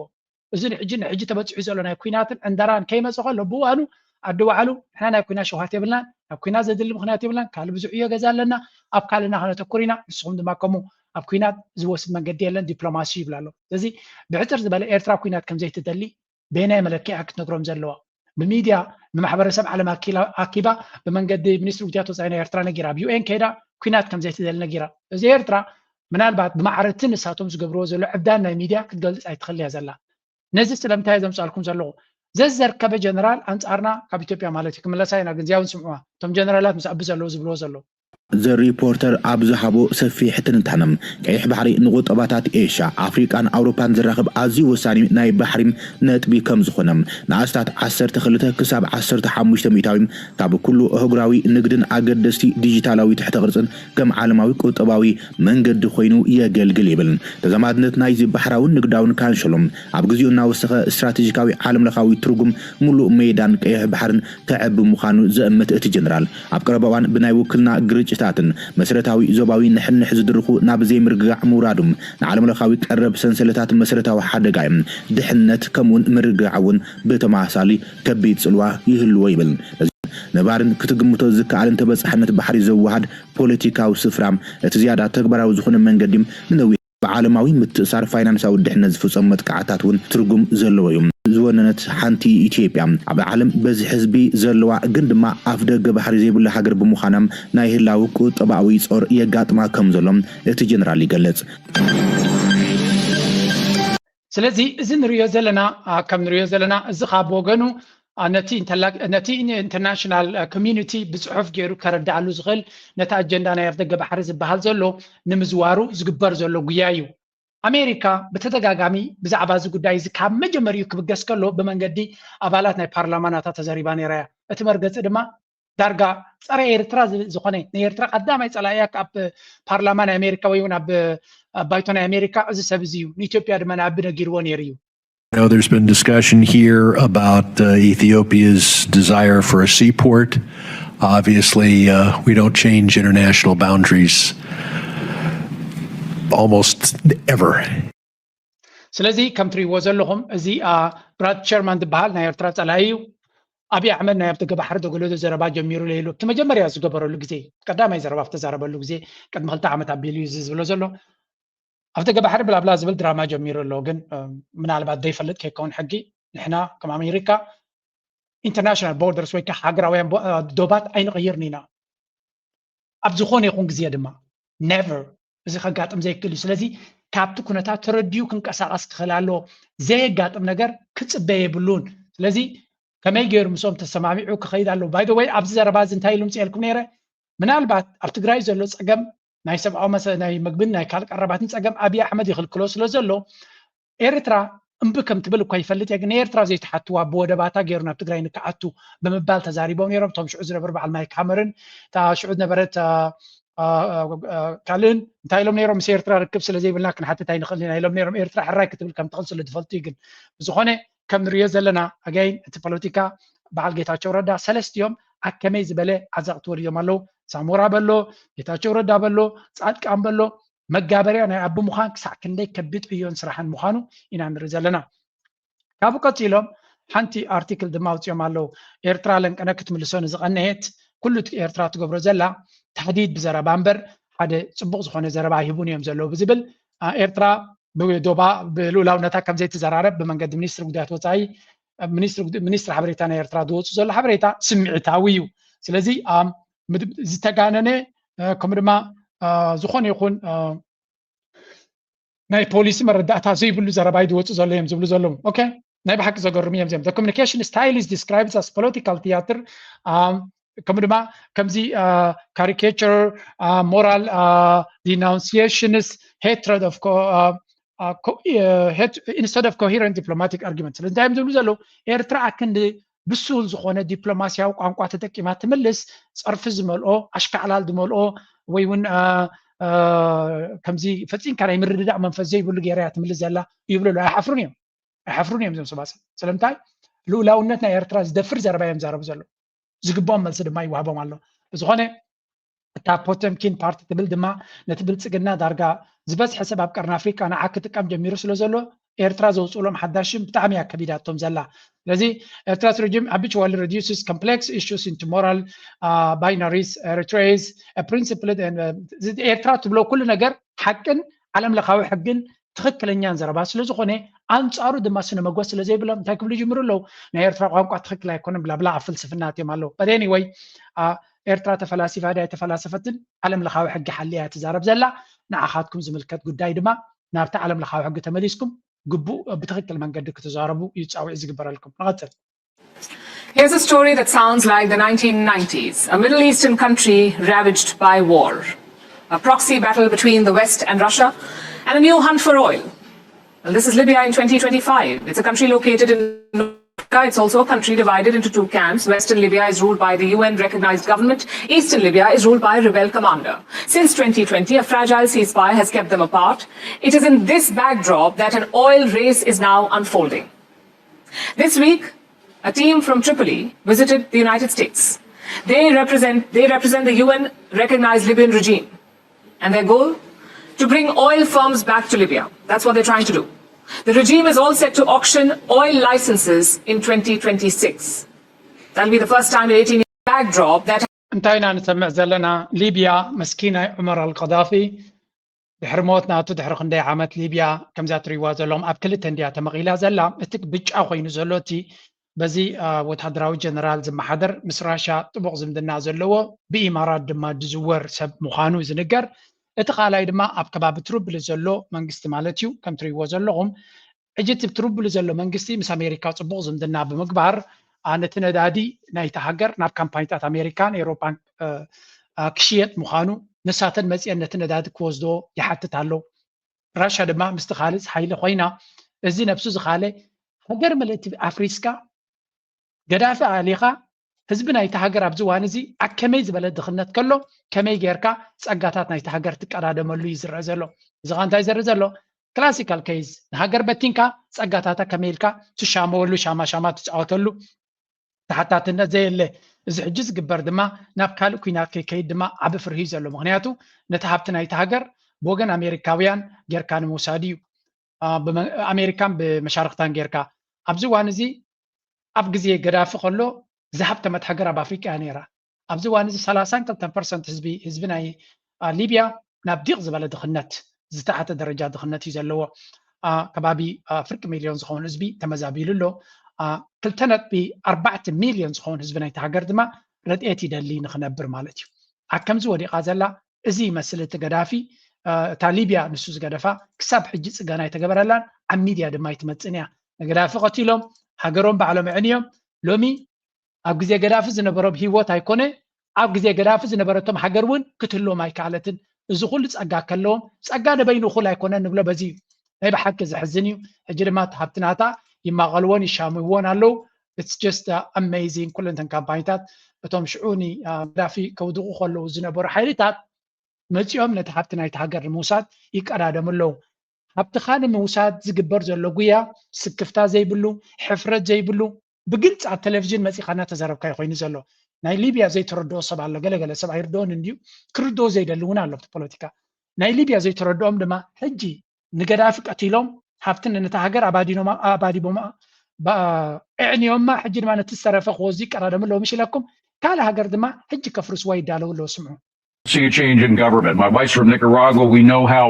terribly the dictators there rely on Venezuelan oil. But at the same time, a lot of Americans don't want actual U.S. participation in regime change in Venezuela. They would much prefer the Venezuelans to do it on their own. Do you think the pressure that Maduro has received will force him to leave on his own? እንታይ ዝብል ዘሎ እዛ ፎክስ እዮም ዛረቡ ዘለው ኣብ ቬኔዙዌላ ዘሎ መራሒ ኒኮላ ማዱሮ ንምእላይ ዝግበር ዘሎ ኩነታት ክእለይ ንደሊና ገለ እዮም ዝብሉ ዘለው ብዙሓት ኣሜሪካውያን ግን ኣሜሪካ ኣብ ናይ ስርዓት ምቕያር ኢዳ ክትእቱ ኣይደልዩን እዮም ዘለው እንታይ መስለኪ ኢላ ኢሉ ይሓታ ኣሎ መልሲ ናቶ ስምዑ ክሳብ ክንደይ ስክፍታ ዘይብሉ ሕፍረት ዘይብሉ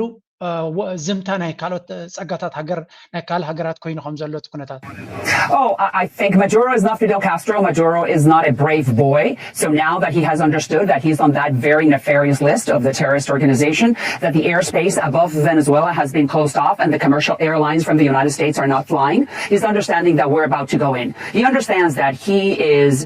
has been our enemy for the last 25 years. Venezuela, for those Americans who do not understand why we need to go in, for three reasons. You're in Fox Business. Venezuela, for the American oil companies, will be a field day because it will be more than $1 trillion in economic activity. ከምዚኣ ትሪእዋ ዘለኹም እያ ስክፍታ የብላ ገለ የብላ እንታይ ትብል ዘላ ንቬኔዙዌላ ንክንሃርመይና ድሮ ነቲ ኩናት ንክጅምሩ ኩሉ ዘድልዮም ምክንያታት ይገብሩ ኣለዉ ኣብ ክሊ ኣየር ናይ ቬኔዙዌላ ይንቀሳቀሱ ኣለዉ ቬኔዙዌላ ዝኾነ ይኹን ስጉምትን ተወሲዳ ምክንያት ክኾነ ኩናት ንክጅምር ማለት እዩ ኣብ ኣፍንጮኦም እዮም ክዞሩ ዝውዕሉ ዘለዉ ነቶም ኣሜሪካውያን ዘይተረድኦም ድማ ስለምንታይ ናብ ቬኔዙዌላ ንኣቱ ኣለና ቬኔዙዌላ ዘይተዓደነ ነዳድን ፀጋታትን ዘለዋ እያ ስለዚ እቲ ዝበለፀ ዕድል ኢና ክንረክብ እዮም ትብሉ ዘለዉ ስለዚ ብግልፂ ኣብ ቴሌቭዥን መፂኻ ስክፍታ የለ ሕብእቢ የለ ካልእ የለን ሃብቲ ናይቲ ሃገር ንምውሳድ እየ ክደግመልኩም እየ ምክንያቱ እዚ ዓይነት ምትእትታው ንምንታይ ከም ዝግበር ክርዳኣና እቲ ህዝቢ ሰብ ክነቅሓሉ ስለ ዝደለ field day because it will be more than $1 trillion in the American oil companies will be a field day because it will be more than $1 trillion in economic activity. American companies can go in and fix all the oil pipe and the whole oil rigs and everything that has to do with the Venezuelan petroleum companies or everything that has to do with oil and the derivatives. ስለዚ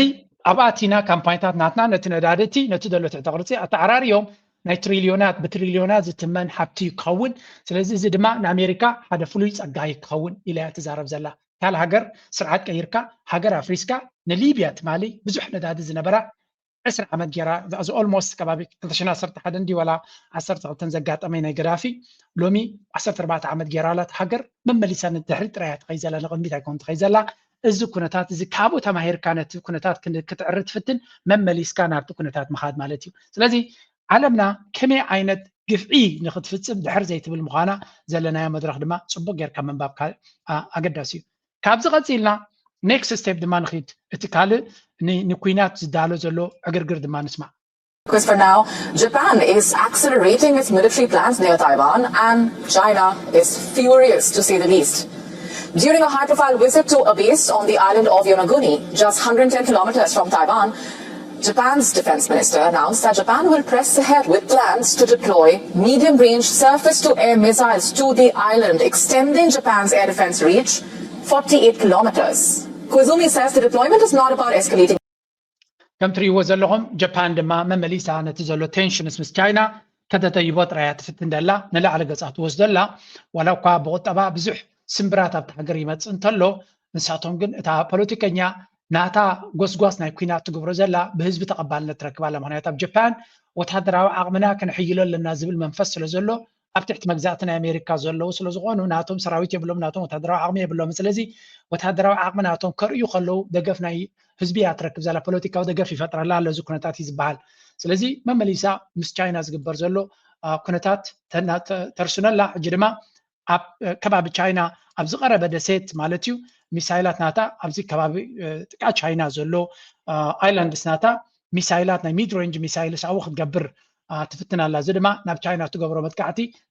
ዝለዓለ ክኸውን ዘኽእላ እዩ እዚ ከዓ ንቻይና ኣመና ቆጥዒዎም ኣሎ ቻይና ኣመና ብምቁጣዕ ዝኣክል ሓደ ፍሉይ ደብዳቤ ሓደ ፍሉይ ቴሌፎን ናብ ዶናልድ ትራምፕ ከም ዝገበሩ እዩ ዝንገር ዘሎ ዶናልድ ትራምፕ ድማ ኣፍ ልቡ ነፊዑ ተዛሪብሎ ምስ ፕሬዚደንት ሺ ተዘራሪበ ኢሉሎ ፕሬዚደንት ሺ ብወገን ቻይና ይተደውልሉ ቻይና ይድውሉን እዮም ኖርማሊ ኢሎሞ ናብ ኣሜሪካ ይድውሉን እዮም ኣትሳሕተ ግዜ እዮም ዝድውሉ ስለዚ እዚ ሕጂ ተገይሩ ዘሎ ቴሌፎን ናይ ብሓቂ ሲሪየስ ኢሹ ከም ዝኾነ እዩ ዝንገር ዘሎ ንዶናልድ ትራምፕ ከም ንቡር ነገር ገይሩ ወሲድዎ ምስ ፕሬዚደንት ሺ ፅቡቅ ዝኾነ ተዘራሪብና ድሮ ወርሒ 4 ዓመታ ኣቢለ ናብኦም ንክበፅእ ዓዲምንሎ ክኸይደ ፕሬዚደንት ሺ እውን ናባና ንክመፅእ ዕድመ ገይሩ ኣለኹ ግዜ ኣይገበርናየን ኣለና ብምባል ዝምድና ናትና ድማ ፅቡቅ ኣሎ ብዛዕባ እቶም ሓረስቶት ናይ ሶያ ቢን ዝነበሩ ድማ ናቶም ሽግር እውን ዳርጋ ፈቲሕና ኣለና ናይቲ ፌንትኖል ዝበሃል ካብኦም ዝመፅእ እውን ተዘራሪብና ኣለና ብዛዕባ ኩናት ናይ ዩክሬን ራሽያን እውን ተዘራሪብና ኣለና እናበለ ብዙሕ ነገራት ፅቡቅ ነገር ምዕባለታት ከም ዝገበሩ እዩ ዝነግር ዘሎ ስለዚ ንቻይና ክኸይድ ምዃኑ ኣብ ወርሒ 4 2016 ማለት እዩ ንሱ ድማ ነቲ ዕድመ ከም ዝተቐበሎ እዩ ዝነግር ዘሎ ካልኦት ኪላታት ከም ዝብልዎ ዘለዉ ግን እዚ ዶናልድ ትራምፕ ዝብሎ ዘሎ ምናልባት ገለ ነገር ዝሕባእ ከም ዘለዎ እዮም ዝነግሩ ዘሎ ምክንያቱ phone call between she and Donald Trump it emphasizes that the first time ever President Xi himself requested a call with US President ስለዚ ንመጀመርያ ኣብ ልዕሊ 13 ዓመታት ናይ ዕድሚ እዩ ንቴሌፎን ናብ ኣሜሪካ ንክድውል ዝውስን ዘሎ ብሎ ስለዚ ሳሕቲ ዘጋጥም ኩነታት ምዃኑን historically all previous calls had been initiated by the US መብዛሕትኡ ግዜ ኩሉ ቴሌፎናት ርክብ በኣሜሪካ እዩ ዝጅመር making this moment unprecedented in diplomatic history ስለዚ ቻይና ናብ ኣሜሪካ ገፃ ኣይትድውልን እያ እዚ ንመጀመርያ ግዜ ዝግበር ዘሎ እዩ እዚ ቀጥታ ድማ major shift in US China US relations showing Beijing willingness to engage proactively ስለዚ እንታይ እዮም ዝብሉ ዘለዉ እዚ ኣገባብ ተቐይሩ ከም ዘሎ ፕሬዚደንት ሺ ዝገበሮ ኩነታት ኣብዚ ኣብቲ ቀንዲ መልእኽቲ ናታ ክግበር ከሎ ምስ ጃፓን ዝኽየድ ዘሎ ኣመና ሲሪየስ ዝኾነ ኩነታት ይርዩ ከም ዘለውን ናብ ኩናት ናይ ምቕያር ተኽእሎ እውን ዝእንፍት ኩነታት ከም ዘለዎ እዩ ዝገልፅ እዚ ናይ ቻይና ኤክስፐርት እዩ ነቲ ኩነታት ናይ ቻይና ኮሚኒኬሽን ክርዳእካ ክኽእል ኣሎ ንመጀመርያ ቻይና ናብ ኣሜሪካ ዝደወለት ሰፕተምበር 11 ኣብ 2001 እቲ ናይ ኣሜሪካ ክልተ ህንፃ ብቴሮሪስት ምስተሃረመ እያ ንመጀመርያ ደው ኢላ ስለዚ ድሕሪ 24 ዓመት እያ ሎሚ ፕሬዚደንት ብቻይና ቴሌፎን ናብ ኣሜሪካ ተደዊሉ ዘሎ እዩ ዝብል እዚ ከዓ ክንምንታይ እቲ ብጃፓን ዝግበር ዘሎ ዕንደራ ተሰሚዕዎም ከም ዘለዎን ናብ ካልእ ነገር ኣበርቲዖም ክሕዝዎ ከም ዝኾኑ እዮም ዝገልጹ ዘለዉ እቲ ናይ ቁጠባ ገለ መለ ዝብሎ ዘሎ ኩሉ ኣገዳሲ እዩ ዝብል ዘሎ ስለዚ ኣብ መንጎ ቻይናን ኣሜሪካን ዘሎ ኩነታት እዚ ኣብ መንጎ ቻይናን ጃፓንን ዘሎ ኩነታት ብዓይኒ ቻይና very serious situation ምዃኑ እዩ ዝንገር ዘሎ ብሓፈሻ ቻይና ንነብሱ ዝኽኣለ ገስጋስ ትገብር ዘላ ክመለሰ ኣብ ካልእ ቴንሽንስ ምስ ንሰግር ድማ ጉዳይ ናይ ዩክሬን France and Germany have put forward a counter-proposal to US President Donald Trump's peace plan for Ukraine with a key number of changes.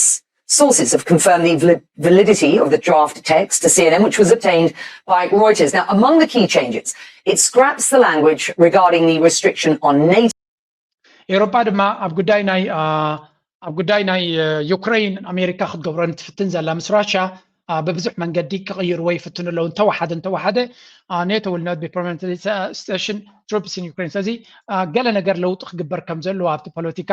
ኤሮፓ ይደፍኡ ለው ዝኻንታይ ዘርኢ ዘሎ ኤሮፓውያን በቲ ዝተገበረ ኩነታት ሕጉሳት ከም ዘይኮኑን ገለ ለውጥ ክመፅእ ከም ዘለዎ እዮም ዝደልዩ ዘሎ ኣብዚ ፖለቲካ ዶናልድ ትራምፕ ግን ኣብ ናቶም ጉዳይ ብዙሕ ክግደስ ከም ዘይደሊ ዘሎን ነቲ ኩነታት ብዝተኻለ መጠን ተቐላጢፉ ክውድኦ እዩ ዝደሊ ዘሎ ኤሮፓ በዚ ጉዳይ እዚ ዕጉባት ኣይኮኑ ጥራይ ዘይኮኑሲ አንጻር ዶናልድ ትራምፕ ንክኸዱ ይፈርሑ ስለ ዘለዎ እምበር ጠቕላላ ነቲ ኩነታት ኣይተበረኸውማን ኣሎ ስለዘይ ተበረኸም ግን እንታይ ክገብሩ ይኽእሉ እስከ ንእሽተይ ንስማ Fail. She joins me live from EU headquarters in Brussels. Don't believe it until you see it, but something good just may be happening in Geneva, he said. What can you tell us about the latest diplomatic developments? Does this something good that Trump is referencing involve the European counter-proposal to the initial, what was controversial US plan? Well, of course, everybody wants peace. That is very, very clear, and we welcome all the efforts to achieve this peace. But we shouldn't take the focus of who doesn't want the peace, which is Russia. I mean, we haven't heard of Russia making any concessions or any concessions to be asked from Russia, because we should be discussing on how. So that will tell كلنا سلام دلينا سلام زي دل حيل انتلو راشا يكون زغل تريوار لهم كايا كلاس مينستر قدات وصاي فورين دبلوماتنا أوروبا هزيا راشا سلام يتدلني تبل دلا مغنياتو زخونه يكون حدقتات كتقبراي تفتني هزلا راشا سلام تدلي حدقتات مقابرات زبل سنة مقوت يتغرب زلا كالود جن كبلو خلو نراشا ناي هلا واحد توصل زخونه مسرت ناي تكوينات مبقاس دما نيتو نابت بوتا كاتو سلازي نخي اتو سلازخونه نيتو نكاتو كتفكر يتخلي خم حدقتات جيرا سلازي ዶናልድ ትራምፕ ተረዲዎ ሎ ትኩነት ቅድመ ኩነት ናይ ራሽያ ካብ ምንታይ ከም ዝብገስ ዘሎ ኤሮፓ ግን ከዕንቅፍ ጥራዮም ዝፍትኑ ዘለዉ እዩ ዝበሃል ስለዚ እቲ ኩነታት ይቕፅል ኣሎ እቲ ቴንሽንስ ይቕፅል ኣሎ but anyway ኣብቲ ኩነታት ናይ ቻይና ክመለስ ኢና ናይ ኤሮፓ ትንክፍ ኣቢልና እስከዚ ያስምዑለይ We have with us Sean Ryan, the director and founder of the China Market Research Group. He joins us from Hong Kong. Good to have you with us, Sean. So just how quickly is the yuan's internationalization advancing at the moment? Adrian, it's great to be here as always. There's been very fast advancement.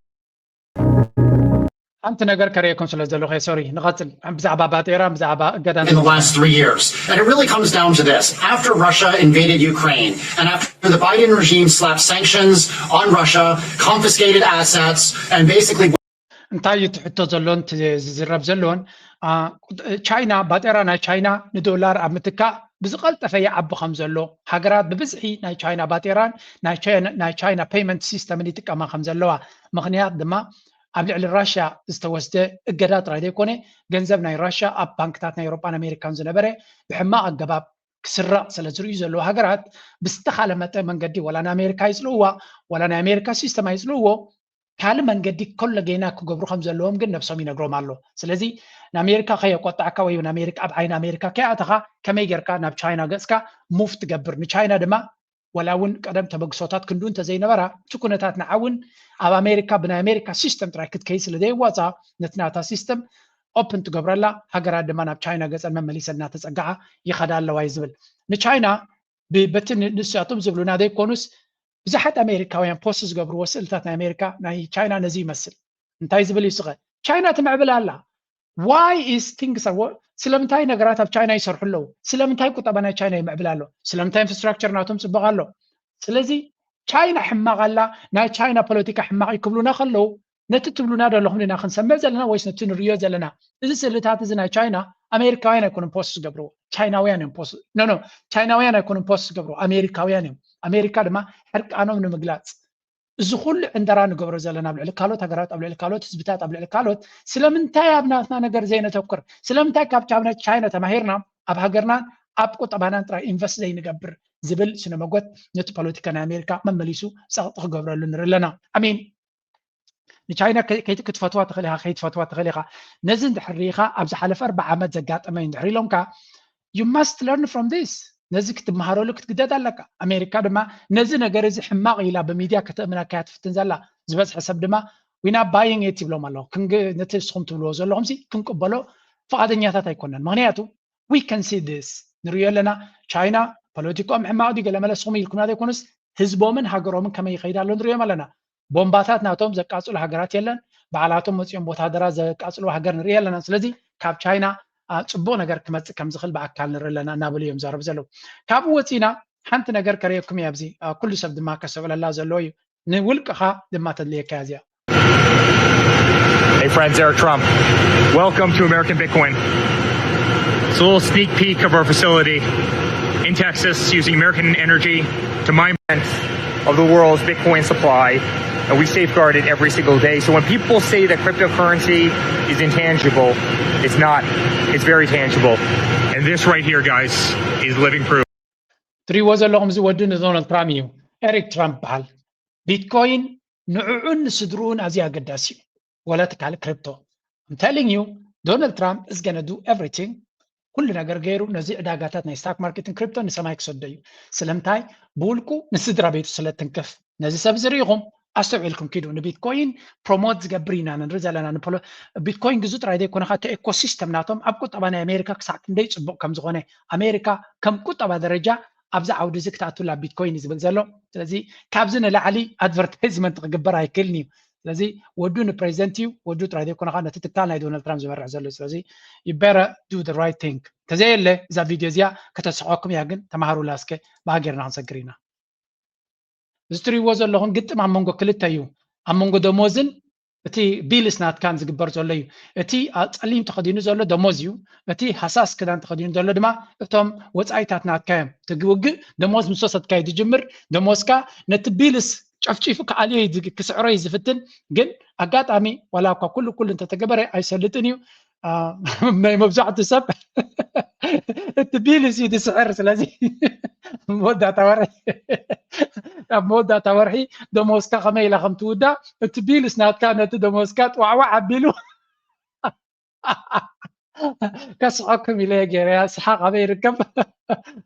እዚኣ ኻር ኢኹም ክትስሕኩም ስለዚ ተጠንቀቑ ኩሉ ግዜ ኣስተውዒልና ክንነብር ኣለና ንኽብል ኢለ ሕጂ ንስገር ታደሰ ወረደ ዝተፀውዐ ኣኼባ ኣዘዝቲ ሰራዊት ከም ዘይተቐበሎ ተኸሲሱ ካብ መቐለ ፕሬዚደንት ጊዜያዊ ምምሕዳር ጀነራል ታደሰ ወረደ ልኡኽ ብልፅግና እዩ ዝብል ክሲ ፖለቲከኛ ትግራይ ቀሪበሎም መራሒ ውድብ ባይቶና ምዃኑ ዝገልጽ ፖለቲከኛ ኪዳን ኣመነም እቲ ፕሬዚደንት ሓደገኛ ፕሮጀክታት ኣብ ትግራይ ሒዙ የንቀሳቐስ ከም ዘሎ ከሲስወሎም ህወሓት ንምፍራስ ጀነራል ታደሰ ወረደ ይሰርሐሎ ዝበለ ኪዳን ኣመነም እንተዘይ ኮይኑ ህወሓት ናቱ ድሌት መፈጸሚ ክትኸውን ይንቀሳቐሱ ዘሎ ብምባል ከሲስዎም ኣብ ዝሓለፈ ኢሉ መዓልቱ ብትክክል ዘይገለጾም ጀነራል ታደሰ ወረደ ምስ ሰብ ሃብቲ ተራኺቦም ህወሓት ኣነ ዝውራን ናተይ መሳርሒ እንተዘይ ኮይናን ክትፈርስ ኣለዋ ድማ ቀቲለያ እየ ኢሎም ከም ዝተዛረቦም ከም ኣብነት ኣቕሪቦለት ፖለቲከኛ ብምቕፃል ፖለቲከኛ ኪዳን ኣመነም ፕሬዚደንት ታደሰ ወረደም ሰራዊት ትግራይ ናተይ መሳርሒ ክኸውን ስለዘይኽእል ክፈርስ ኣለዎ ዝብል መርገፂ ከም ዘሎን ኣብ ክንዱ ብሽም ጊዜያዊ ምምሕዳር ይጠናኸር ዝብል ታደሰ ብቐጥታ ዝእዞን ንዝደልዮ ዕላማ ክጥቀመሉ ዝኽእል ሪፐብሊካን ጋርድ ዝበሃል ብምጥያሽ ብሽም ገበን ምክልኻል ድማ ንፖሊስ ጠናኺርካም ንታደሰ ወረደ እኩይ ተልእኽኡ ድሉ ምግባር ዝብል ሓደገኛ ውጥን ሒዙም ይንቀሳቐስ ከም ዘሎዮም ጥንክር ዝበለ ክስ ኣቕሪቡ ዘሎ ከም ንሪኦ ዘለና ታደሰ ወረደ ዝበሃል ሓደ ካብቲ ኣብ ትግራይ ዓብይ ሽግር ፈጢሩሎም ዘሎ ጌታቸው ረዳን ጻድቃንን ኣሊናን ተበሉ ካልእ ፀገም ኮይንዎም ዘሎ እዩ ብኩሉ መንገዲ ድማ ኣንጻሩ ገጅፍ ዝኾነ ክስታት ንሰማዕ ኣለና ከምዚ ኣለኹሞ እንካ ኢሎም ሕልፍ ኣቢሎም ዝዋላ ዘየብልዎ ሞራል ምስዋር ግን ተጸሚደም ኣለዉ ሞራል ምስዋር ተጸሚደም ኣለዉ ስርዓት ሰራዊት ትግራይ እውን ንኽባላሾ ኮንትሪቢዩት ይገብሩ ኣለዉ ንሱ ጥራሕ ኣይኮነን ኣብ ጥቑ ዘሎ ብሙሎም ብትዕግስቲ ኢና ንሓልፎ ኣለና ማለት እየ እቲ ዝገብሮ ዘሎ ስምዓት ኣለና ወዲ ወረደ ዝገብሮ ስምዓት ኣለና ዋላ ቴክስት ሜሴጅ ኣለ ቴክስት ሜሴጅ ዋላ ኣሎ ዝገብሩ ኣሎ ሓደ ፕሬዚደንት ኮይኑ بتكس مسج تزاد زيهن حزن ناي السبعي زي ناي جنرال قعش ناي جنرال قعش تملكت بتكس مسج لأخل سوله تخبري مازيو قال من الزول زولهم مو كافتم نقادو لبام نقاداي وعطاودي كم زي عيبلو اللو زودي أنت أقول كينو خان زولني ساقي إذن نقارني كنقرأكم حوحات أي موتي أي تعيتي جيري أيه حزق عان النوع على مبالعه بزخونه تي ودو ورده دبحال ካላይ ገጽ ናይ ጌታቸው ረዳን ናይ ጻድቃንም ኮይኑነታ ትግራይ ላል ዘብላ ዘሎ ናብ ሓደ ነገር ኣትኪላ ንኸይትኸይድ ድማ ትዛዓበየ እንቅፋት ኮይኑዋ ዘሎ ምዃኑ ዝንገር ዘሎ ስለዚ ተጋሩ ኣብዚ ጉዳይ እዚ በብዙሕ እዩ ወላቲ ኣብቲ ፖለቲካናተውን ብዙሕ የማንን ጸጋም ስለ ዘሎ ንሱ ንግዚኡ ክንገትፎ ኢና ካፑ ሓንቲ ለንቀነ ኣብዚ ሶሻል ሚዲያ ትዘውር ዘላ ድማ እዚያ ስምዑ ስለዚህ እናንተ ሰዎች በጅበሉ ኧረ በጅበሉ እናንተ ሰዎች ታዋቂ ሰው ይውላችሁ እናንተ እኮ የምትበሉት እኮ ኧረ በጅበሉ እናንተ ሰዎች ኧረ እናንተ ፖሊሶች በጅበሉ የሚቀርጻል የማይቀርጽ ጅሎች ናችሁ እኮ እንዲያውም ሲቀባ እንዲያውም አያችሁ ባንዲራ ይፈቀዳል ይባልላችሁ ነበር ኧረ በጅበሉ እናንተ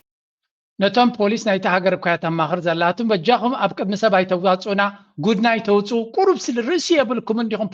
ብኸመይ መንገዲ ትሰርሕ ነዚ ሰብ እዚ ኣብ ብቪድዮ ቀዲሕኩም ባንዴራ ደምስሳ ክትብሎ ከለኹ ትኻሊ ህዝቢ እንታይ ይብለና ይትፈልጡ ነቶም ኦሮሞ እኳ ተማኽሮም ዘላ ብወግሕ ዘላ ሃገር እዚ እኮ ግርም ኢኻ ትብል ተማኽሮም እያ ዘላ በጃኹም ተሰተሩ ነዚ ጉዳይ እዚ ወሲዶም ናብ ዓለም ኣውፅኦም ጉድና ከውፅኡና እዮም ብፍላይ ህወሓትን ናይ ትግራይ ደገፍትን ነዚ ጉዳይ እዚ ክርእዩ ከለዉ ናይ ኣምሓራ ይብሉን እዮም ምክንያቱ ህዝቢ ኣምሓራ ኣመና ከም ዘቆጥዑ ስለ ዝፈልጡ ህዝቢ ኣምሓራ ሽሙ ከይጠቕሱ ተባሂሎም ዘለዎ እዮም ኩሉ ግዜ ክትውንጅሉ ትተኽሊ ንዝኾነ ይኹን ሕማቕ ተግባር ኣብ ኢትዮጵያ ዝፍፀም ሕማቕ ተግባር ወይ ንህወሓት ክትፀርፈሉ ኣለካ ወይ ንሻዕብያ ክትብሎ ክትክእል ኣለካ ኣብዚኦም ክልተ ጥራይ ኣተኲርካ እቲ ፀገም ተረሓቐ ድማ ናብ ግብፂ ኣምሓራ ከም ፀላኢ ከም ህዝቢ ከይትቆፅርዎ ተባሂሉ ዘሎ እዩ ንፋኖ ድማ ሽሙ ከይተልዕሉ እዚ እንታይ ታክቲክ እዩ ኣምሓራ ከቢድ ስለ ዝኾነ ብዚ ህዝቢ ስለ ዘለዎ ኣብ ፖለቲካ ናይ ኢትዮጵያ ድማ ውሽጢ ዝኣትዎ ስለ ዝኾነ ምስ ኣምሓራ ዝግበር ዘሎ ኩናት እቲ መንግስቲ ልዑል ጥንቃቐ ክገብር ክኽእል ከም ዘለዎ ብብዙሕ መንገዲ ምክሪ ዝወሃቦ ዘሎ ነተጋሩ ግን ቅድሚ ሕጂ ጨፍጭፍኩሞም ኢኹም ሕጂ እውን ነቲ ህወሓት ብምባል ካልኣይ ግዜ ክትሃርም ትኽእል ኢኻ እዚ ዓይነቱ ኣካይዳ ኢና ንርኢ ዘለና ነዚ ዝገብርዎ ዘለው ብፍላይ ናብ ትግራይ ገፁ ንክጠቕሞም ኢሎም ዝጥቀሙላ ዘለው ድማ ኣይደኖ ንሓቅነታ እዚ ትርእይዎ ዘለኹም እዩ ተጋሩ ናይ ትግራይ ናይ ቲዲኤፍ ዋላ ናይ ቲፒኤልኤፍ ተዓብዩ ዝነበረ ኣፅዋር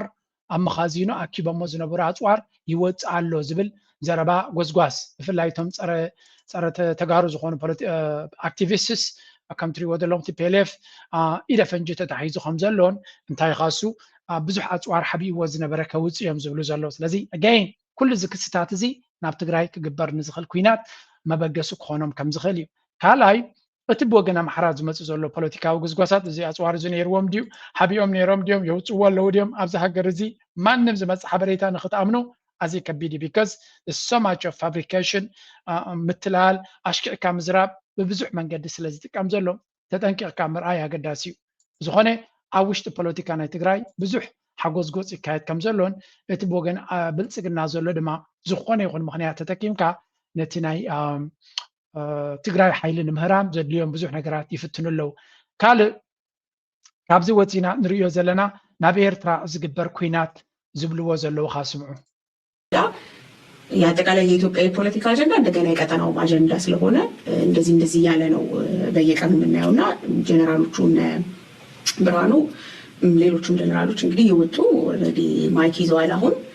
በቦሌም በባሌም ብለን እናመጣዋለን ይላሉ ጠቅላይ ሚኒስትሩም ልክ እንደዛ አይነት ሀሳብ ነው ሲናገሩ የሰማናቸው በፓርላማ ውስጥ ጠረጴዛ እየደበደበ ነው ሲናገር የነበረው ከዛ ውጭም ጀነራል ሌላ አንድ ጀነራልም እንደዚሁ ግጥሚያውን ሳይንሳዊ እንዴት እንደሚያደርጉት ሁሉ ያብራሩ የተናገሩበታል በሌላ ተቃራኒ ደግሞ ኤርትራን ዛሬ ተዋወቋት የሚመስሉ ምናልባት ስለ የትኛው ኤርትራ ነው የሚያወሩት እስከሚያስብል ድረስ የውጭ ጉዳይ ሚኒስትሩ ደግሞ ዶክተር ጌዲዮን እነ ዲና ሙፍቲ ደግሞ ሌላ ሀሳብ ነው ሲናገሩ የምንሰማውና እውነት ለመናገር አሁን መንግስት የለም ብለህ የጀመርከው ነገር እንዳለ ሆኖ ግን እንዴት አድርጎ ነው ይሄንን አናላይዝ ማድረግ የሚቻለው እንዴትስ ነው የምትረዳው ከዚህ ላይ ያለህን ሪፍሌክሽን ማወቅ ስለፈለኩ كم تريو زلهم ني انجينير يلقال ندي حتى دلا بوغن ايثيوبيا زغبر زلو كله ناي كوينات منافح بجنرالاتهم بتي كالي ولا ونت برايم مينستر بارلمانت اولانا قد قطنا بيرترا ኩናት ክገብር ከም ዝደሊ ዘርኢ ሩይ ዝኾነ ምክንያታት ኩናት ተጀሚሩ ዶ ኩናት ምጅማር ዶ ነፃነት ናይ ኤርትራ ዶ እናተባሃለ ኩሉ ዓይነት ገህሰታት ኣብ ልዕሊ ኤርትራ ጀነራላቱ ድማ ውግእ ሳይንስ ምዃኑ ናብ ኤርትራ ገጾም ይዳለዉ ከም ዘለውን በቲ ድማ ብዝኾነ ይኹን መንገዲ ናብ ባሕሪ ክምለስ ኢና ዝብል 2 ሚልዮን ክዓፅወና ይክእል ኩሉ ዓይነት ጎስጓስ ይገብሩ ብግምጥል ኢሎም ድማ በቲ ኣብ መንገዲ እቲ ሚኒስትር ጉዳያት ወፃኢ ዘሎ ድዩ ዋላ ብካልእ ዲና ሙፍቲ ድዩ ካልእ ገይሮም ከዓ በቲ ሓደ ኤርትራ ኣብ ሉላውነት ናቶም ትደፍር ከም ዘላ ዝተፈላለየ ምንቅስቃሳት ትገብር ከም ዘላ ንፀጥታ ናይቲ ሃገርን ውሽጣዊ ፀገማት ናታን ሽግር ከም ዝኾነትን በቲ ካልእ ድማ ብሰላማዊ መንገዲ ክፈትሕዎ ከም ዝደልዩ ኩናት ከም ዘይደልዩ ዝገልጽ ድማ ኣብዚ ሃገር እዚኣ መንግስቲ ሎ ድየለን እንታይ ትመርገጽ ናይቲ መንግስቲ ንክትፈልጥ ከቢድ ኣብ ዝኾነሉ ግዜ እንታይ ናትካ ርእይቶኻ ትብለሉ? በቃ በሶስት ምዕራፍ ብቻ እንክፈለው። ዝም ብለን ይሄ ውስጥ ለውስጥ የሚጃጃሉትን ነገር እንተው። ኖቤል የሰላም ኖቤል ተሸላሚ በሆነበት ጊዜ ኤርትራውያንን ሰማይ ያደርሶ እናንተ ጀግኖች ያመናችሁበት ነገር ወደ ኋላ ማትሉ በፍቅር ከሆነ ደግሞ ሁሉ ነገር የምትሰጡ በእንቢተኝነት ግን ነገር ደግሞ ከነኳችሁ ደግሞ እድሜ ልክ ትዋጋላችሁ እንጂ ማትመለሱ ምናምን እያለ የኤርትራን ህዝብ ሰማይ አድርሶ ሲናገር ከረመ። ከዛም በኋላ የፕሬዝዳንት ኢሳያስ በኢትዮጵያ ፍቅር ልቡ የነደደ ድርጅታቸውንና መንግስታቸውንም በመከራ ጊዜ ጥላ ሁሉ ሲሸሽህ ከጎን የተሰለፈ እሱን እንድንነካ ከሆነ ፕሬዝዳንት ኢሳያስ ቤት ይግቡ ቀለበት ሲያስሩ እንታይ ዝብል ዘሎ ሕጂ በዓል ኢንጂነር ይልቃል ዝብልዎ ዘለዉ ዘረባ ካበይ ዝበገስ እዩ ምክንያቱ ነዛ ዘረባ እዚያ ንምርዳእ ሓንቲ ንእሽተይ ክበኩም እየ ከተሓዘልኩም እንታይ ማንሳት ስላለብኝ እኔ ጥያቄ ማነሳው እንደዚህ እርሶ ብዬ ጀመርኩ ማለት ቀላቀላለሁ አንቱ እናንተ ያልኩና ለኤርትራ በጣም ስስ ልብ አለ እንዴ? እና ኤርትራ ምን እንዳገርማ ዘመዶቻችን ነበርኩ የጋራ ባህል ሕጂ እቲ ዘረባ ማለት እዩ ኣብታ ናይ ዝሓለፈት ተመሊስና ርኢናዮ እንታይ እዩ ዝብል ዘሎ ኣብዚ ብዛዕባ ኤርትራ ንሱ ምስ ኤርትራ ዝምድና ኣብ ዝነበረሉ ኣብይ ኣሕመድ ማለት እዩ ንኤርትራ ጀጋኑ ምዃኖምን ብፍጹም ብሉላውነትን ግዛእታዊ ሓድነት ናይ ኢትዮጵያ ዘይከራኸር ፕሬዚደንት ኢሳያስ ድማ ልቢ ብፍቅሪ ኢትዮጵያ ዝተቃፀለ ምዃኑን ንኢትዮጵያ ሰላም ንክትረክብ ፅቡቅ ንክትከውን ዝምነ ምዃኑን ሰራዊት ናይ ኤርትራን መንግስቲ ኤርትራን ድማ በዓል ውዕለት ናይ ኢትዮጵያ ምዃኑ ይዛረብ ነይሩ ብኡ ገይሩ ድማ ኖቤል ፕራይስ ወሲዱ ንፕሬዚደንት ኢሳያስ ድማ ክሳብ ካትም ኣብ ምእታው ዝኸይድ ዝነበረ መራሒ እዩ ስለዚ ንሱ ከምኡ ክገብር ከሎ ንቡር ፅቡቅ ነገር ዲፕሎማሲ ከም ዝኾነን ሎሚ ንሕና ዝጨፍጭፈና ዘሎ ህዝብና ዘጥፍእ ዘሎ ዓድና ዘባድም ዘሎ ንሕና ምስ ኤርትራ ሽርክነት ወላ እኮ ብወግዒ እንተደይገበርና ምስ ኤርትራ ርክብ ክህልወና ዝኽእል ግን ሰይጣናውን ናይ ሽፍትነትን ገይሩ ዝቀርፆ ዘሎ በናይ ሞራል እዩ ነዚ ነገር እዚ ክብል ዝፍቀደሉ ስለዚ ነዚ ንምባል እዩ ኣብታ ናይ ዓንተቦ ዝበላ ግን ብዛዕባ ኤርትራ ፅቡቅ ርእይቶ ከም ዘለካ ወይ እውን ንኤርትራ ከም ትፈትዋ ብብዙሕ መንገዲ ክትርዳእ ትኽእል ኢኻ ኢላ ኣብ ተሓተሉ ኤርትራ ኩሉ ግዜ የስ ብድሆታት ኣለዋ ፀገም ከም ዘለዋ ይርየ እትትኸዶ ዘላ መንገዲ ኣብቲ ቆጠባዊ ዕላማታት ናታ ይበፅሓን ክትበፅሕ ኣይከኣለትን ኣላ ክሳብ ሕጂ ግን ሓደ ካብቲ ዝረኣኽቦ ብቁዕ ዝኾነ ሓያል ዝኾነ ወታደራዊ ዓቕሚ ዘለዋ ሃገር እያ ከምኡ ድማ ዲስፕሊን ዘለዎ መንግስቲ ኣለዋ ተንበርኪኹ ኣብ ካልኦት ክልምን ኣይትርዮን ኢኻ ከምኡ ድማ ሊደርሽፕ ትመርሕነት ኣብ ኤርትራ ዘሎ ሃገራዊ ረብሓ ከምኡ ድማ ናይ ጂኦፖለቲካ ነገራት ኣናቢቡን ባላንስ ኣካይዱ ዝኸይድ እዩ ስለዚ ንብዙሕ ነገራት ርእዩ ስለዝኸይድ ብፅቡቅ ንክትገልፆ ካብኡ ክትመሃረሉ ትኽእል ነገራት ኣሎ እናበለ ኢንቴሊጀንት ዝኾነ ኣርጊመንት እዩ ዝባ ስለዚ እንታይ ኢና ንርኢ ዘለና እቲ ኤሊት ናብ ኤርትራ ገፁ ዘተኩር ከም ሓደ ዓብይ ሰይጣናዊ ሓይሊ ገይሩ እቲ ፕሮፓጋንዳ ሰፊሕ ዝኾነ ፕሮፓጋንዳ ናይ ኣቢ ኣንፃሮም ብዙሕ ፕሮፓጋንዳ ከም ዝገብርን ብግምጣሉ ንሳቶም ድማ ምስ ኤርትራ ንገብሮ ዝምድና ንዓና ኣገዳሲ እዩ ምክንያቱ ከም ሃገር ደረጃ ኢትዮጵያ መንግስቲ ኤርትራ ኣብ ልዕሊ ኢትዮጵያ ከም ሃገር እንታይ ዓይነት መርገፂ ከም ዘለዎ ንፕራይም ሚኒስተርኩም ዝብሎ ዝነበረ ስምዑ ይብልዎም ኣለዉ ምክንያቱ ሎሚ ባንዳ ይኹም ሃገር ከፈራርስ በዓል ኣብይ ኣሕመድ ኣብ ፓርላማ መፅኡ ምስ ኤርትራ እንታይ ካ ክትረክብ ትፀጋጋዕ ንስኻ ክትፅጋዕ ከለካ እንታይ ደሊኻ ትፅጋዕ ነርካ ካብልዎ ኣለዉ ንስኻ ምስኦም ክሰርሕ ከለካ ነዛ መንበርካ ነዛ ኩርስኻን ከተታጥሕቲ ክትጥቀመሎም ከለካ ሶም ብቐንዕና ቀሪቦምካ ጥዑያት ምዃኖም ትዛረብ ነርካ ሎሚ ግን ተገምጢልካ ከምዚ ክትብል ከለካ መን እዩ ከኣምነካ እዮም ዝብሉ ዘለዉ ንዓና ንኤርትራውያን ኩሉ እዚ እንታይ ከምፃልና ብዙሓት ኤርትራውያን ብዝተፈላለየ መንገዲ ዝጥምትዎ ዘለዉ እዩ ስለዚ ምዚኦም ዓይነት ፖለቲካዊ ኣካይዳ ዘለዎም ሃገር ከም ጎረቤት ኢና ንነብር ዘለና ናትና መረዳእታ እንታይ ክኸውን ኣለዎ this is going ኤርትራውያን ምስ ናይ ኢትዮጵያ ፖለቲካዊ እሊት እንገብሮ ዝምድና ልዑል ጥንቃቐ ዘድልዮ እዩ ምክንያቱ ኤርትራ ተገሪሃ ብዙሕ ነገር ክትገብር ትኽእል እያ ኣብ መወዳእታ ግን እዚኦም ሰባት እዚኣቶም I don't know ኣሚንካ ንነዊሕ ጠሚትካ ንክትሰርሕ ከቢድ እዩ ንኤርትራ ተፈላለየ ምዕራፋት እውን ትሰግር ኣላ ኣብዚ እዋን እዚ ክንብል ንኽእል ሓንቲ ናይ መወዳእታ እዚኣ ሰሚዕና ኣብቲ ናትና ክምለስ ኢና እሱ የአየር ኃይል አዛዥ ነው 7 ምክትል ከ7 ምክትሎች መካከል 6ቱ በብሔረሰብ ኦሮሞ አንዱ በብሔረሰብ ትግሬ ዋና አዛዡ ይልማ መርዳሳ ራሱ ተመልከቱ እንደው ማለት በንጹህ ህሊና የሚፈርድ ካለ ምን እየተካሄደ ነው የሚለውን መጠየቅ የሚችል ካለ አሁን የአማራ ህዝብ ላይ አጥፍቶ ጠፊ ድሮን አሰማርቶ ሊጨፈጭፈው የተዘጋጀው ቡድን የትኛው ቡድን ነው እስከዛሬ በድሮን ሲፈጀው የነበረው ቡድን የትኛው ቡድን ነው ክሊር ዝም ብለን አይደለም ጨፊ ኦሮሚያ ላይ ብሓፈሻ እንታይ ዝብል ዘሎ እዚ ጋዜጠኛ ድማ ኣብ ልዕሊ ኣምሓራ ብድሮናት ገይሩ ዝጭፍጭፍ ዘሎ ሓይሊ ከመይ ገይሩ ኣምሓራይ ካበይ ዝመፅእ ሓይሊ እዩ ስለምንታይ ክንዱ ክጭክን ክኢሉ ንዝብል ወል እቶም ንዓና ዝፀልኡ እዮም ነቲ ወታደራዊ ማዕረግ ሒዞሞ ዘለዉ ዝብል ስለዚ ኩሎም እቶም ዓበይቲ ወታደራዊ መራሕቲ ናይቲ ሓይሊ ኣየር ናይ ኢትዮጵያ ብጀካ ውሑዳት ኩላቶም ተወለድቲ ናይ ኦሮሞ እዮም እቲ ተወለድቲ ናይ ኦሮሞ ምዃን ድማ ብመሰረቱ ኣምሓራይ ፀላእዮም ከም ዝኾነ ዝተቐረፀ ንነዊሕ ዓመታት ብኣምሓራይ ዝተሰደዱን ብዙሕ ግፍዒ ዝወርዶም ዝነበረ ከም ዝኾነ እምነት ዘለዎም እዮም ስለዚ ናቶም ቀፃልነት ናቶም ሓይሊ ንኣምሓራይ ብምድኻም ምዃኑ ስለ ዝርድኦም ነዚ ኩነታት እዚ ንምቕያር ብዙሓት ነቲ ስልጣናት ብፍላይ ወታደራዊ ዓይኒ ነቲ ስልጣናት ካብ ግዜ ናብ ግዜ ባዕሎም እናተቆፃፀርዎ እናመለኽዎን ይኸዱ ከም ዘለውን ኣካል ናይቲ ጭካነ ንሪኦ ዘለና ድማ ካበይ ዝብገስ ምዃኑ እናበለ እዩ ዝምጉት ስለዚ እቲ ኣብ ኣምሓራ ዘሎ ሚድያ ወይ እውን ናይ ኣምሓራ ኣክቲቪስት ንጉዳይ ናይ ኣብን ኣካይዳ ናቱን ኣብ ምግላፅ ዓብይ ስጉምቲ ይወስድ ከም ዘለዎን ዘየሻሙ ነገር ድማ ይመርፅ ኣሎ ስለዚ ኣብ ኢትዮጵያ ዘሎ ናይ ህዝቢ ኤትኒካዊ ፀገም ክንምንታይ ሰራዊት ዝሰደደ እዩ ልዕሊ ኩሉ እቲ ኤትኒካዊ ፀገም ዘብእሶ ድማ ኣብ ውሽጢ ዓዲ ዝግበር ኩናት ነቲ ሃገር ከም ሃገር ንክትቅፅል ጀዋር ብፅቡቅ መንገዲ ገሊፁ ኣብ ዝሓለፈ ኢንተርቪው ናቱ ኩናት ናይ ትግራይ ኩናት ጥራይ ነበረን ኢሉ መንፈስ ናይቲ ሃገር እዩ ኣብቲ ኩናት ተቐቲሉ ካብኡ ድማ ይሓወናን ኣለና ኢሉ ንሓደ ኣካል ናይ ሃገር ክንዱ ዝኣክል ድሕሪ ወታደራዊ ስጉምቲ ክንወስደሉን ክንዱ ዝኣክል ከም ሰይጣን ቆፂርና ክንሃርሞ ተጀሚርና ካልእ ህዝብታት ኩሉ ግዜ ስእልናቶም ብመንገዲ ትግራይ እዮም ክገልፅዎ ሓደ መዓልቲ ኣነ እውን ከም ክጋጥመኒ እዩ ንሱ ከም ክብል ከሎ ናይ ኣምሓራ እውን ከምቲ ዝድለኸ ይገለፀ እዩ ህዝቢ ኣምሓራ ወሪድዎ ዘሎ ስቃይ ድማ ብኡ ዓይኒ እንተሪእኻዮ ኣብ ኢትዮጵያ ነፍሲ ወከፍ ስልጣን ዝሓዘ ኣብ ልዕሊ ካልእ እንታይ ክገብር ከም ዝኽእል ድሕሪ ሕጂ መሰረት ኣንፂፉሎም ኣሎ ኣብዪ ኣሕመድ ማለት እዩ እዚ ከዓ ከቢድ እዩ ክኸውን ንቐፅል ኣብቲ ካልእ ፖለቲካ ድማ ንእሽተይ ክንሰግር ብፍላይ እቲ ናይ ፅምዶ ጉዳይ ኣግኡ ቱ ሰላም ናይ ምምፃእ ዕድሉ ዝመኸነ ኮይኑ ይርአየኒ ኣሎ እዚ ነገር እዚ እቶም ሸማገልቲ ተባሂሎም ዘለዉ ካብ ኬንያ ዝኸዱ ኣካላት ክኾኑ ይኽእሉ እዮም መንግስቲ ኤርትራ ክግንዝቦ ይኽእል እዩ ማለት እዩ ዝኸብል እዚ ክዛረብ ዝገበረኒ ሓደ ናርኣኹ ነይረ እንታይ እዩ ምክንያቱ መንግስቲ ኢትዮጵያ ናብ ኤርትራ ሸምግልና ዝለኣኸሉ ዝብል ኣብ ሓደ ሚድያ እንታይ እናተንተነ ነይሩ እቲ ሓደ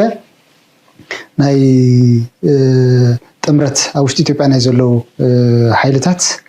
ኣደንጊፅዎ ከም ዘሎ ይገልፅ ብፍላይ ከዓ ኣብ ሱዳን ተገበረ ኣኼባ ከም ዝነበረ ይገልፅ እሞ እዚ ሓደ ኣደንጊፅዎ ከም ዘሎ ይገልፅ እቲ ካልኣይ ውሽጣዊ ፀገማት ኣጋጢሞሞ ከም ዘለዉ ናይ ድልውነት ስለዚ ግዜ ክገዝእ ከም ዝደሊ እቲ ሳልሳይ ከዓ እቲ ኣንተ እናገለፅካዮ ዝነበርካ እቲ መንጎ ትግራይን ኤርትራን ፅምዶ ብዝብል ተጀሚሩ ዘሎ ርክብ ንምፍራስ እውን ብሓፈሻ ከዓ ግዜ ንምግዛእን እውን እዩ እዚ ትክክለኛ ትንተና እዩ እቲ ጥምረት ዝብል ድሓን እቲ ደረጃ ዕምቆቱን ናይ ብሓቁን ተፈፂሙ ምዃኑ ኣፍልጦ ስለዘይብለይ ኮንፊርም ንምግባር ክፅገም እየ ናይቲ ስርዓት ሓቆነታት ዝተቐመጡ ግን ልክዕ እዩ እዚ ስርዓት እዚ ናይ ሰላም ሓይሊ ኣይኮነን ናይ ሰላም ሓይሊ ተዝኸውን ህዚ ዘለው ኢትዮጵያ ህዚ ዘሎ ኩነታት እዩ ክዕሪ ክፀር ነይርዎ ሶ እንታይ ዝገብር ዘሎ ብግልፂ ንምዝራብ ነውግዕ ሓይልታት ወቢኦም ተፀሚዶም እኒዎ ኣምሓርያም ሓቀይ ግልፂ እኮ እዩ ብዙሕ ትንተና እውን ዘድልዮ ኣይኮነን ሶ እዚ ሓይሊ እዚ ኣምፂ እዩ ወይ ንትግራይ ወይ ንኤርትራ ክወርድ ተኮይኑ እዚ ሓይሊ እዚ ክንቀሳቀስ ኣለዎ ስለዚ እዚ ሓይሊ እዚ ክንቀሳቀስ ከሎ ዝፍጠር ነገር ኣይፈልጥን ሓደ ካልኣይ ክበታትኑ ኣለዎ ነዚ እየ ዝብለካ ዘለኹ ከላይ ኩሎም በሓደ ግዜ ሳይመልትኒስሊ ንምጥቃዕ ብዙሕ ሓይሊ የልዮ ናይ ኣፅዋር ሓይሊ የልዮ ናይ ብዙሕ ናይ ውግእ ሎጂስቲክስ የልዮ እዚ እውን ናይ ተዓዲ ኢኮኖሚ ክፃወሮ ዘይትኽእል ደረጃ እዩ ነዚ ከቢድ እዩ ዘኒአ ዝብለካ ዘሎ ናይቲ ስርዓት ኣብሶሉት ኮምፓራቲቭ ኣብሶሉት ኣድቫንቴጅ ዝበሃል ዝነበረ ምስ ትግራይ ምስ ኣምሓራን ዝገብሮ ውግእ ናይ ድሮናት እዩ እዚ ምስ ኤርትራ ዝገብሮ ውግእ ኣብሶሉት ኣድቫንቴጅ ዝበሃል ነገር የለን እዚ ክስእን እዩ ተረዲኻኒ ሃት ከምዚ ዝበሃል ነገርስ የለን ምስ ዓዲ ዋጋእ ስለ ዘሎ መጠኑን ስፍሓቱን ብዘይገድስ ከምኡ ከምቲ ንሱ ሒዝዎ ዝኸይድ ስትራቴጂክ ኣርማሜንትስ ክፅበዩ እዩ ማለት እዩ ስለዚ እዚኦም ኩሎም ኮፍ ኢሉ ክሓስብ ከሎ ዘይከኣሉ ምዃኖም ይፈልጥ ስለ ዘሎ እቶም ዝብለካ ዘለኹ ይገብር ማለት እዩ የፅንሕ ንኣብነት ተይቀደም እኳ ኤርትራ ክትቀድመኒ ኢሉ እውን ሓሲቡ ክኸውን ይኽእል ምክንያቱ ልኡላውነት ናይ ኤርትራ ጥሒሶ ኣውጅ ስለ ዝኾነ ኤርትራ ዝኾነ ስጉምቲ ተወሲዳ ይትሕተትን እኮ ኣብ ልዕሊ ኢትዮጵያ ምክንያቱ ከም ንሪኦ ዘለና እቲ ኩነታት ብፍላይ ምስ ኤርትራ ሽምግልና ይሓስብ ኣሎ ዝበሃል ኣብ ትግራይ ብዙሕ ፅልዋ ይፈጢሩ ዘሎ እቶም ብግምጣሎም ዘለው ድማ ክንርኢና ናብቲ ናይ ፖለቲካዊ ድራማ ቅድሚ ምስጋርና እዚያ ስምዑ ሕና መሰልና ክንሓትት ከለና ምስ ሪፒ ይሰርሕ ኣለው ምስ ሻዕብያ ይኸድ ኣለው ከምዚ ይኾን ኣለው ምስ ሰይጣን ይኸድ ኣለው ገለ እንታይ ትገብሩ ኮይድኩም ተመለሱ ወዘተ ትብሉና እስኹም ኸ ናብ ኤርትራ ትኸዱ ከም ድልየትኩም ናብ ምሓራ ትኸዱ ከም ድልየትኩም ናብ ኣብይ ኣሕመድ እዚ እቲ ኣንጻር ትግራይ ዝንቀሳቐስ ዘሎ እዩ እቲ ናይ ኤርትራ ድማ ንቐፅል ስለ ተስፋ ንደላይ ፍትሒ ኣጋጢሙ ይፈልጥ ኣይብልን ሎሚ ኣብ ድርኩሪት ዓድና ኮይንና መዓት ተስፋ ሰኒቕና መዓት ዲፕሎማስያዊ ስራሓት እናሰራሕና ኣብ ኣዲስ ኣበባ ዘሎ ወይ ኣብ ኢትዮጵያ ዘሎ መንእሰይና ቀትርን ምሸትን እናረበሸና ውሰዱና እናበለ ንርከብ ማለት እዩ ኣብ ከምዚ ዝኣመሰለ በራኸ ዝበፅሐ ቃልስና ንድሕሪት ክምለስ የብሉን ንድሕሪት ንኸይምለስ ንገብር ከዓኒ ንሕና ኢና እቲ ህዝቢ እዩ ማለት እቲ ህዝቢ ሓላፍነቱ ተረዲኡ እንታይ ክገብር ዘለዎ ብምግንዛብ ነዚ ግንባር እዚ ካብ ዘለዎ በራኸ ንላዕሊ እምበር ኣብ ዘለዎ ኾፍ ንኸይብል ወይ እውን ንድሕሪት ንኸይብል ተሰክፉ ነገራት ከምቲ ትሪእዎ ዘለኹም ኣብ ኣዲስ ኣበባ ምስ ኣብይ ኣሕመድ ኮይኑ ዓብዪ ዲፕሎማሲ ዝግበር ዘሎ እዩ ዝብል ዘሎ ንኤርትራ ክወርር እዮም ዝብል ዘሎ ሓይሊ ኣብኡ ኮይኑሲ ንፀላኢ ንኤርትራ ከይዱ መንግስቲ ተኺሉ ንኤርትራ ፅቡቅ ከምፅእ ኣላ ናፅነት ናይ ኤርትራ እኮ ምልክት ሕቶ ኣለኒ ንዝብል ሓይሊ ምስ ተሰሊፉ ኣሚን ዲስ ፒፕል ኣር ጀስት መዛረቢ የብሎምን ግን ኣብዚ ከዓ ካልእ ዓይነት ርእይቶ ክወሃቦም ጀሚሩ ኣሎ ኣነ ዳንታ ቅድሚ ሓዋሓው ድጨኑ መንደላ ያለው እኮ ጣጣ ደበልዎም ንኩሎም ኣብቲ ቀርኒ ኣፍሪቃ ደለው ይኸይዶም ዓጢቁና ኣው እንታይ ኣብዚ ዝፍክር ንዓይ ገልምත ኣሎ መንደላ ይትበሃለው መርሳቱ ከጥርጡ ወይም ፅቡቅ ገይሮም በቃ ሕጂ ክንከይድ ኢና ናብቲ ፖለቲካ እቲ ሱ ዝበሎ ዋላ ሓደ ምስ ሸይጣን ዝበለ እዳትዋይ ደንበ ተቃውሞ እኮ ጠፊሹ ሸይጣውን ትኽደሊ ደንበ ተቃውሞ ጠፊሹ ሸይጣውን ትኽደሊ ሕጂ ሓደ እንድሕር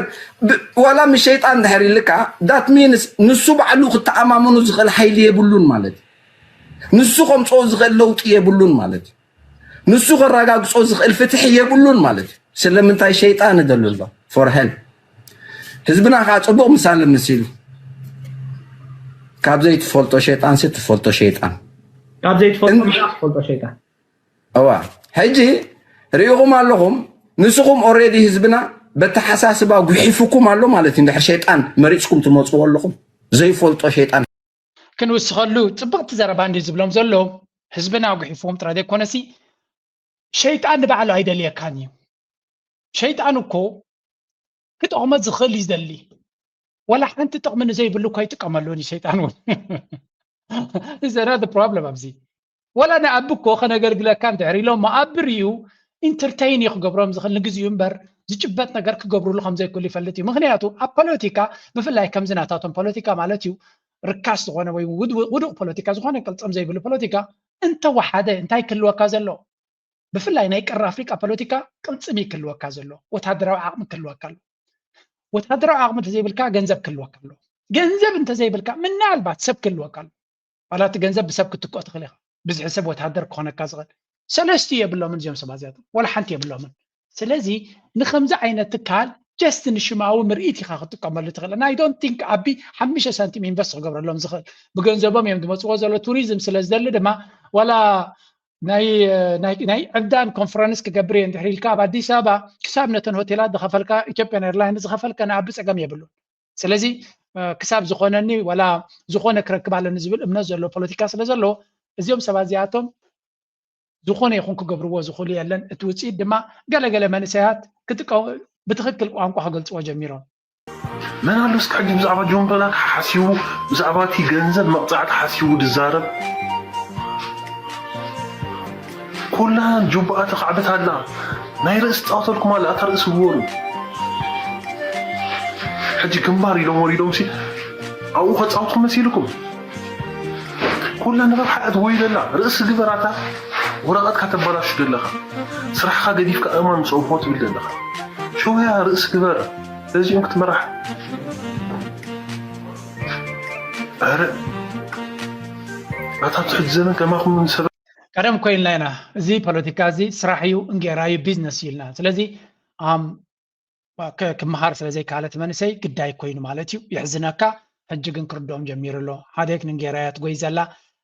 ሰልፍ ሪስፔክት ነፍሶም ዘየኽብሩ ንዓበይቲ ዘየኽብሩ ፖለቲካ ከምፁ ይክሉን እዮም ስለዚ ብእምኒ ዝደራበ ፖለቲካ ይኮነን ኢልና ኢና ሎማት حق انت لكم زي بزعبا صلكم من سي زطف زلا ليبيا بإثيوبيا بول عالم زعبا تزارب حسوت امسلتا سولو سلاو سولو دومات امسل بزعبا من سي يركا زارك مات زطف من سي عبد زياتو زارك مات مورال ون يبلكم دومات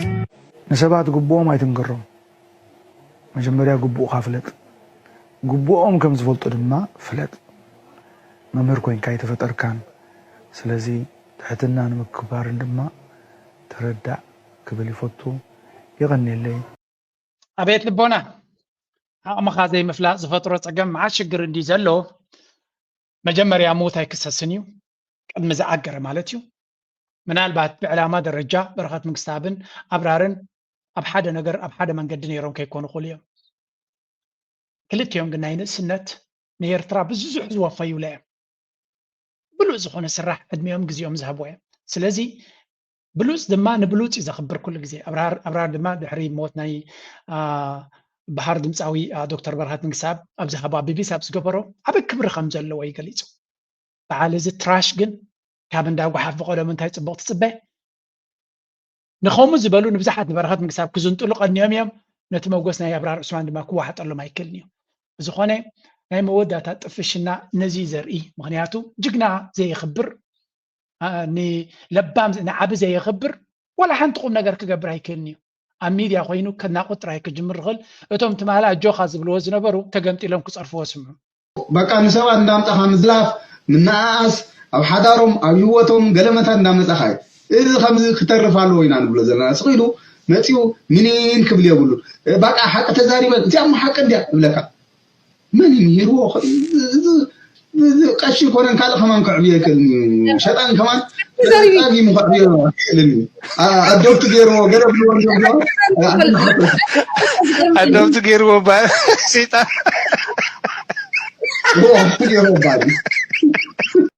بزعباتي